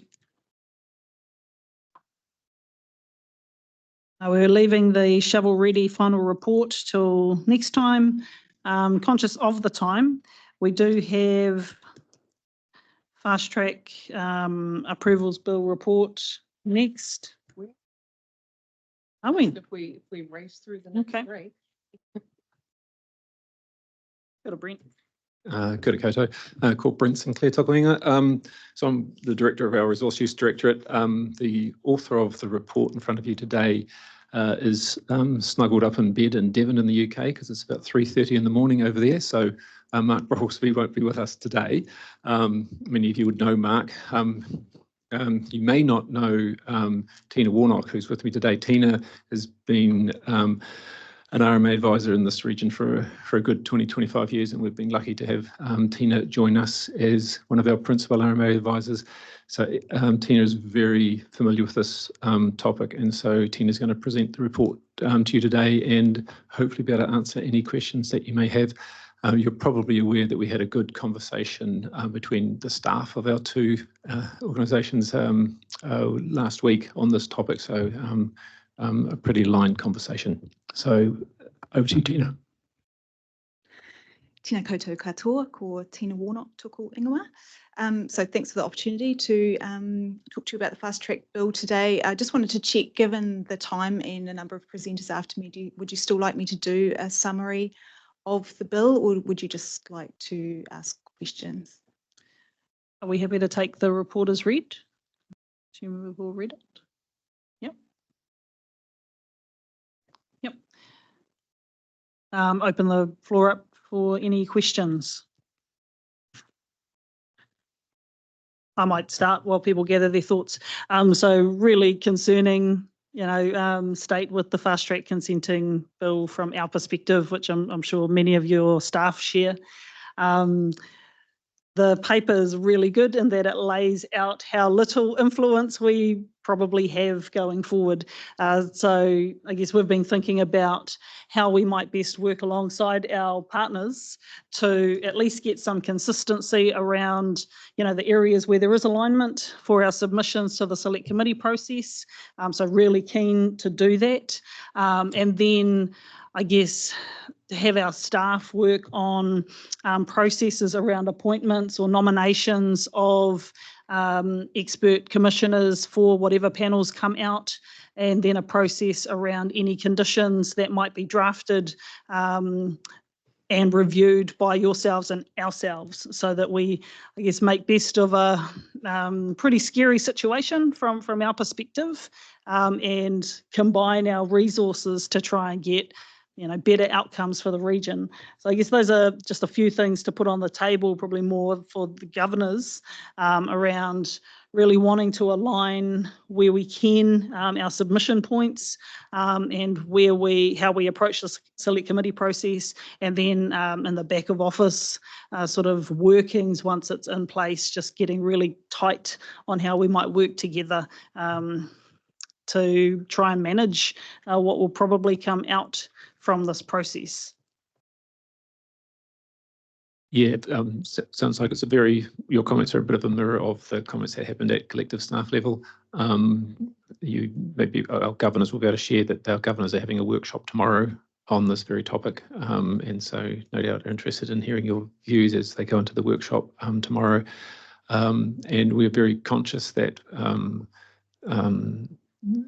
Waikato Tainui is impacted not just by what happens in the Waikato region, but also obviously a lot of the applications will be coming through to you from north of the Bombays, and so a capacity issue is going to be something that we'll need to work on closely about how can we both meet the turnaround expectations that the government is placing upon us if there are an unknown number of proposals that can make their way onto that table. So yeah, we're on that same page. Karamata. Just through the chair, at our all council hui, I believe, we did ask if we could ask each council for a list of those consents and development projects that were coming up that you thought might be pushed into this process, because that just helps us prepare. I'm pretty sure it was at our all council hui. So we've asked all our partner councils for a list of those things coming up, so that might get pushed through this process. So if we could just reinforce that request again, please.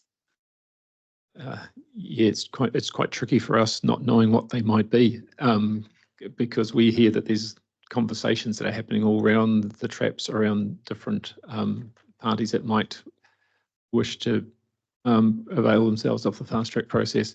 And as the paper identifies, the criteria are somewhat wide and somewhat encompassing. I think one of the things that I know our council will be considering in terms of approaching the government is about how can they not wait until later to tell us what's on that list, but tell us that's on that list now so that people can start to prepare, because as you'll have seen in the paper, it's only later that we'll find out what's on the list, and we collectively might have to resource up for some pretty significant projects, and that we don't want to find out that, we want to find that today, not in 3 months' time. Just add a comment that since the report in the agenda was written, that applications for those Schedule 2A and 2B projects have opened. So for parties to apply to be in those schedules for their projects, and that closes on the 3rd of May, but then it looks like, they'll be assessed and for several months, as Brent said. So like yourselves, probably we've received an invitation to put forward projects as well, which we are considering as all of our entities. So that, just for full disclosure, we've received that as potential developers as well. Are there any projects that Regional Council might be considering putting forward through this process? And if there are, we would appreciate if you could share that and discuss that with us before you put them in.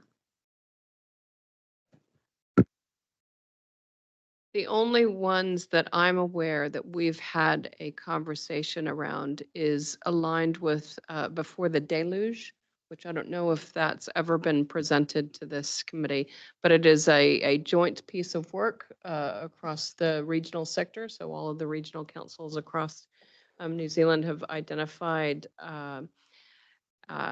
infrastructure assets that are focused on flood mitigation and flood protection, recognizing that the vast majority of those were built back in the 50s and 60s, and we're struggling with affordability issues and keeping them fit for purpose going forward.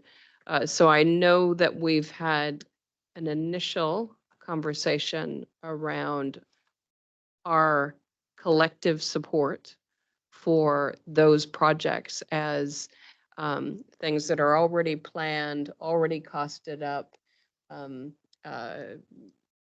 mature in their proposal state. But I couldn't comment, and I don't know if you can, Brent, on whether or not we have officially put that forward as Waikato Regional Council as opposed to Te Ture Kahika, which is the regional sector as a whole. Yeah, so like yourselves, we got that letter. I don't think that there's any applications that have been put forward by this council at this time. And of course, the question will become, what is the most efficient pathway in any case? Fast track is not necessarily the fastest way. It's, where you have collective buy-in from all parties, support from tangata whenua, support from communities, and this council normally is doing things on behalf of community. The fast track process is not necessarily the fastest or cheapest way to go when you've got a project that has collective community and partner support. And actually, now that I just was verbally processing my way through that statement, I'm thinking actually it wasn't under fast track that we were discussing those with this government. We were discussing those in terms of the regional infrastructure fund. So just to clarify, the clarity occurred to me after I spoke. But I do want to pick up, Madam Co-Chair, on your point about sharing submissions.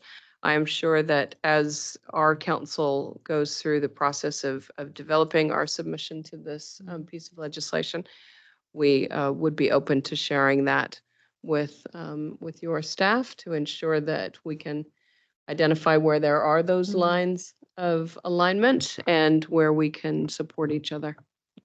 That's absolutely been the practice. Online is Hannah. Hannah is part of Tracy May's Directorate, our Policy Directorate. So she's leading the collation, leading the workshop process with our councillors.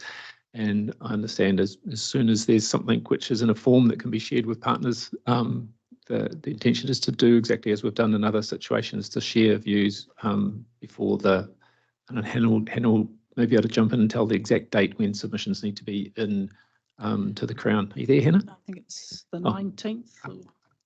Yeah, that's correct, 19th.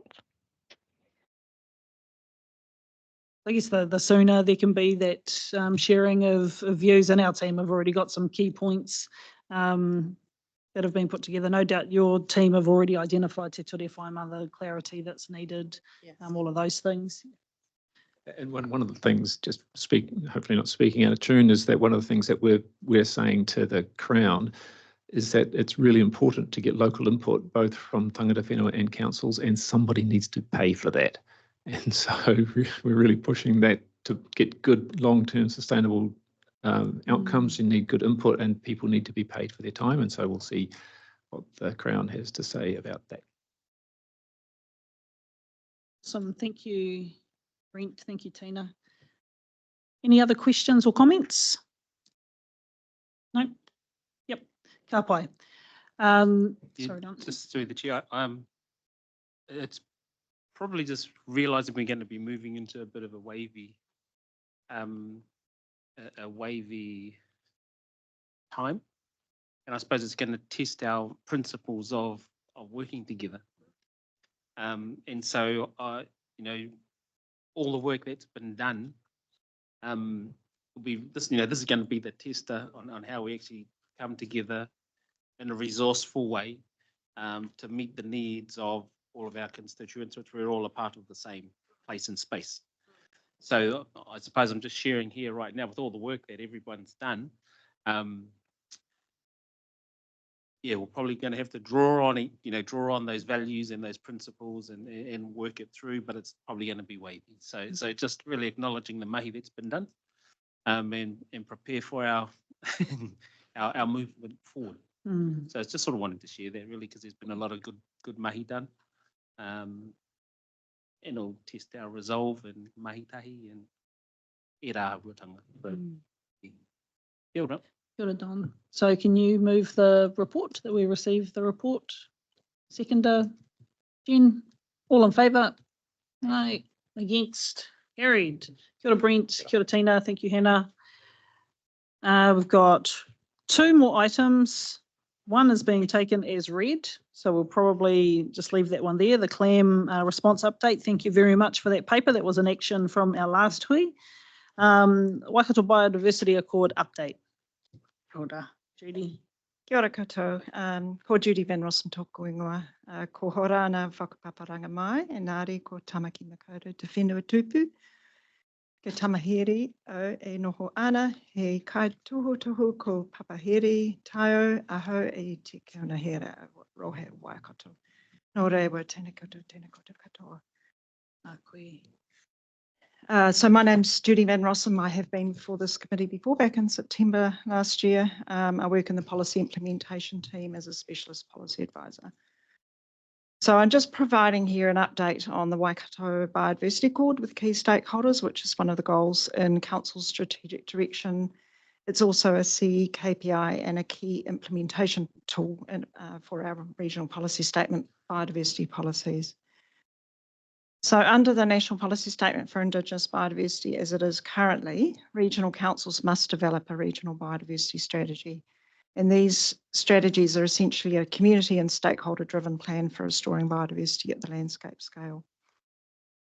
So what we're doing here is we're seeking a commitment from the Department of Conservation, the Ministry for Primary Industries, Kiwi2 National Trust, the key iwi partners and territorial authorities to be signatories to the Accord, to work together and build those biodiversity partnerships and coordinate our biodiversity activities and funding, and to develop an overarching biodiversity strategy for the region. So the Accord is really the first step in that process. So we've come some way. We've got a first draft of the Accord, which is attached to the paper in the agenda. It's been developed through 2 workshops and targeted feedback at the staff level of those organisations. And we're now aiming to further refine the draft, so we're keen to get some more feedback. We currently, staff from the territorial authorities are taking the draft Accord to their respective governance, and we're also doing that further, just checking in with Department of Conservation, Kiwi2 and MPI as well. So we are looking to finalise the Accord and take it to our council by the end of June. So just a brief comment about the biodiversity strategy. We're already starting to plan the process for that. The strategy will be a lot more detailed, and we'll do wider engagement with other stakeholders such as community groups and industry and local communities where they're willing to be involved, to ensure that we capture that wide range of views. The NPSIB has a bit of a detailed list of what's required in a strategy, but we see it that it will contain, that detail on the actions, the milestones, how those actions are going to be funded, and so forth. And then the Accord we see as enduring beyond the strategy, so it'll be the basis for facilitating those regular communications and meetings between the signatory parties to monitor and demonstrate the progress with the strategy actions. Probably a good example of the way that does work in practice is the Waipa Peat Lakes and Wetlands Accord and the Waikato Lakes Accord here in this region. And that, those accords have been around for some time now, and they're certainly a good basis for the organisations to sort of check in with each other to demonstrate their sort of progress with with those particular ecosystems. So I probably don't have much more to say there. If I did, I'll probably be just repeating what's in the report. So I'm happy to take any questions. Hello, Judy. Any pātai? Kia ora through the chair. I was just asking around that, the biodiversity, and so when you talk about biodiversity, I'm thinking whakapapa. And so I just was asking the team if there had been any connections around the sharing of that whakapapa, and I'm thinking of the other teams that have been set up in the previous, like is it Mātauranga Māori, the what's the name team in the regional council, has that been connected and what that might mean, or maybe a wānanga? Because when I talk about, rangi papa, ko rongo, ko tāne mahuta, tāwhiri mātea, biodiversity, for me, sits in whakapapa. And so acknowledging that, but I'm just wondering if there's any of those discussions that have informed. It's a question. They have briefly, and we have engaged with the staff and the organisation who are involved in that kind of mahi. But I think perhaps what you're referring to is probably more the detail that would appear in the strategy. So that's where we get to do that more comprehensive engagement with those people and with those organisations that can deliver us those, what they want to see in terms of actions around that kind of area in the strategy. I'm not sure if I've answered your question very well. But I suppose coming back up in the space with the memorandum of understanding is what will we be giving over without, in the first instance, before going into that space.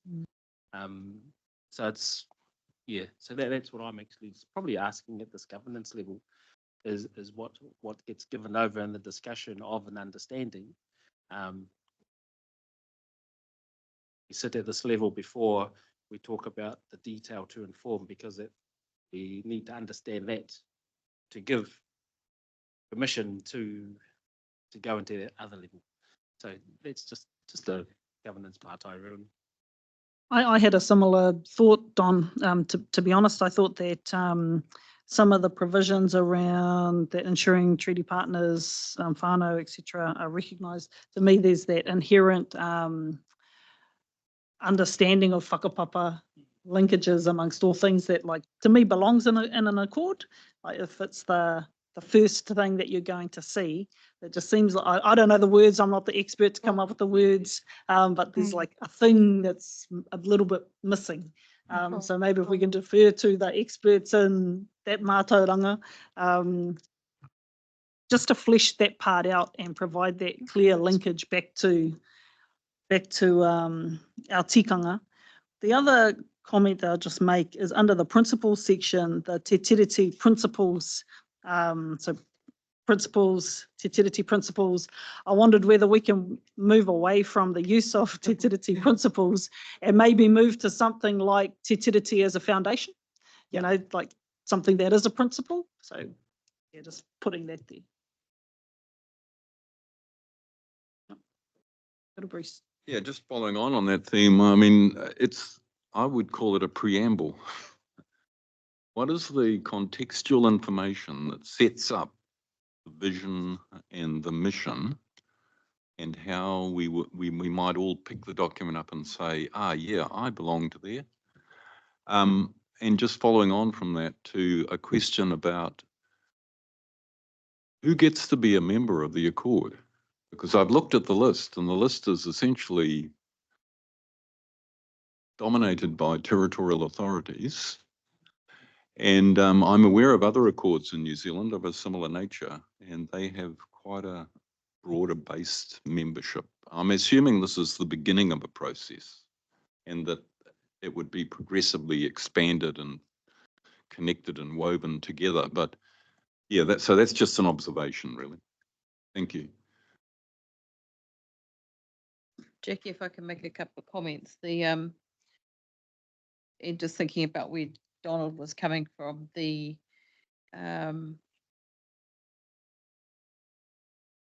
thought what you were saying, Donald, was what's the lens that we bring to this mahi from a mātauranga Māori perspective. And therefore, and that lens should actually have priority over kind of, some givens, which are honesty, trust and accountability, those sorts of things, that what would make this resonate and be different and achieve outcomes if it's grounded in with the right lens, and that was kind of what I thought you were just trying to make sure I understand what you were saying, what I thought you were saying.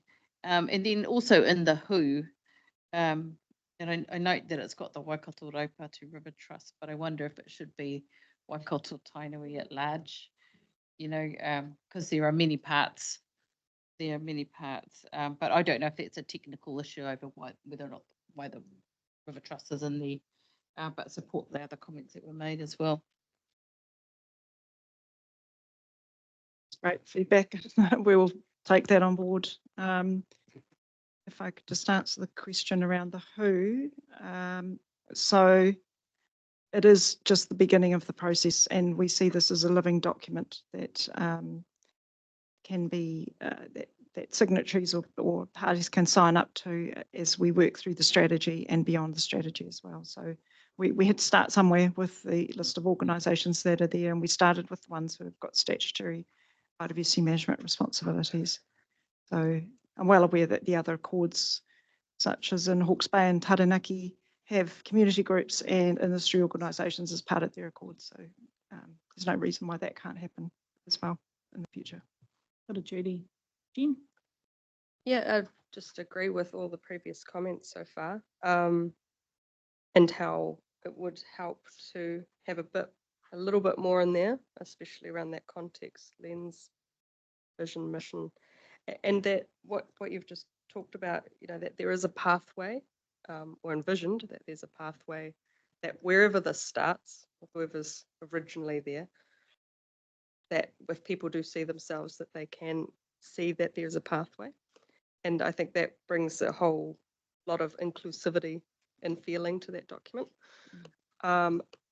I recall reading in one of the many LTP workshops or meetings, there was a section on this, and I believe it said, there was a sentence at the end, and it said something about an aspiration for it to be Indigenous-led, kind of, because I've been watching the news and, rows over, say, the Kermadec sanctuary and things, and all over the world it keeps coming back to this expertise that comes from the Indigenous worldview on the biodiversity topic in particular. And it just kind of said, we'll investigate how it could be, and noting where we're at in the processes so early on. I mean, I would be one of the people who would say that's really critical, and from the kōrero here, it's coming through again. But then I also look at the time frame in this document, and it says sometime in 2026 that we would envisage this being done. I would definitely prefer for it to be done, say, in September 2025, like this council at this time, with people like Bruce Clarkson as part of completing that, as part of the strategy that we've set. So I'll keep pushing for that, noting that the accord is a CE KPI, and who knows, there might be another CE KPI on the topic. So those are my 3 bits of feedback. It's just to see where we can compress. Might be open to extending that time frame again if, doing something such as true Indigenous-led thinking needs the time. But yeah, I just think we should do it well. I mean, we've got a few other regional councils that have set these up. There is a path. We're not leaders in this by any means, but let's try and do it really well. But let's also acknowledge that with the state of biodiversity, we don't have the time. Yeah.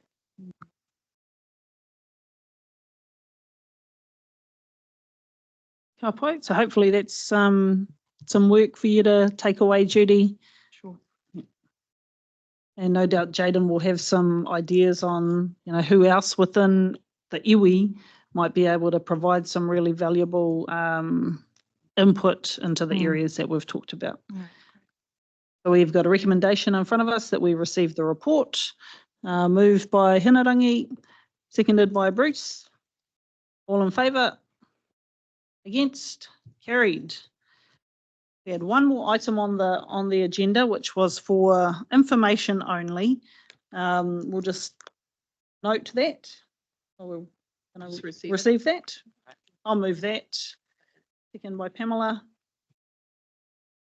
All in favour? Aye. Against? Carried. That brings us to the end of our agenda. Not bad.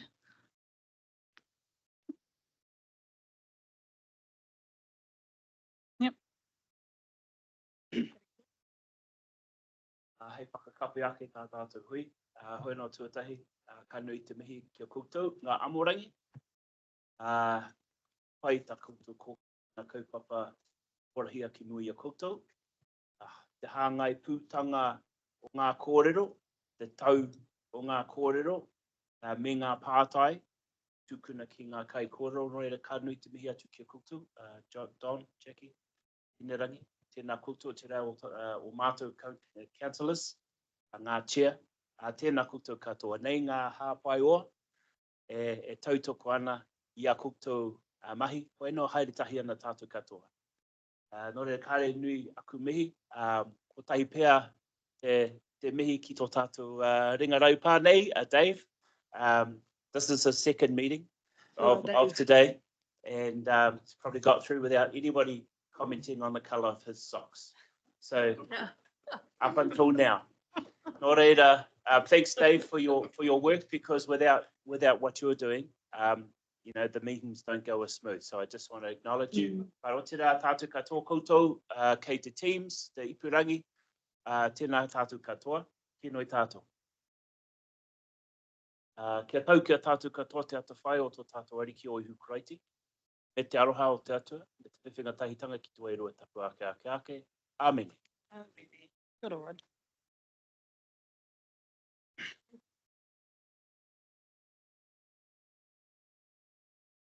Just know with Dave, it's going to come back and bite me.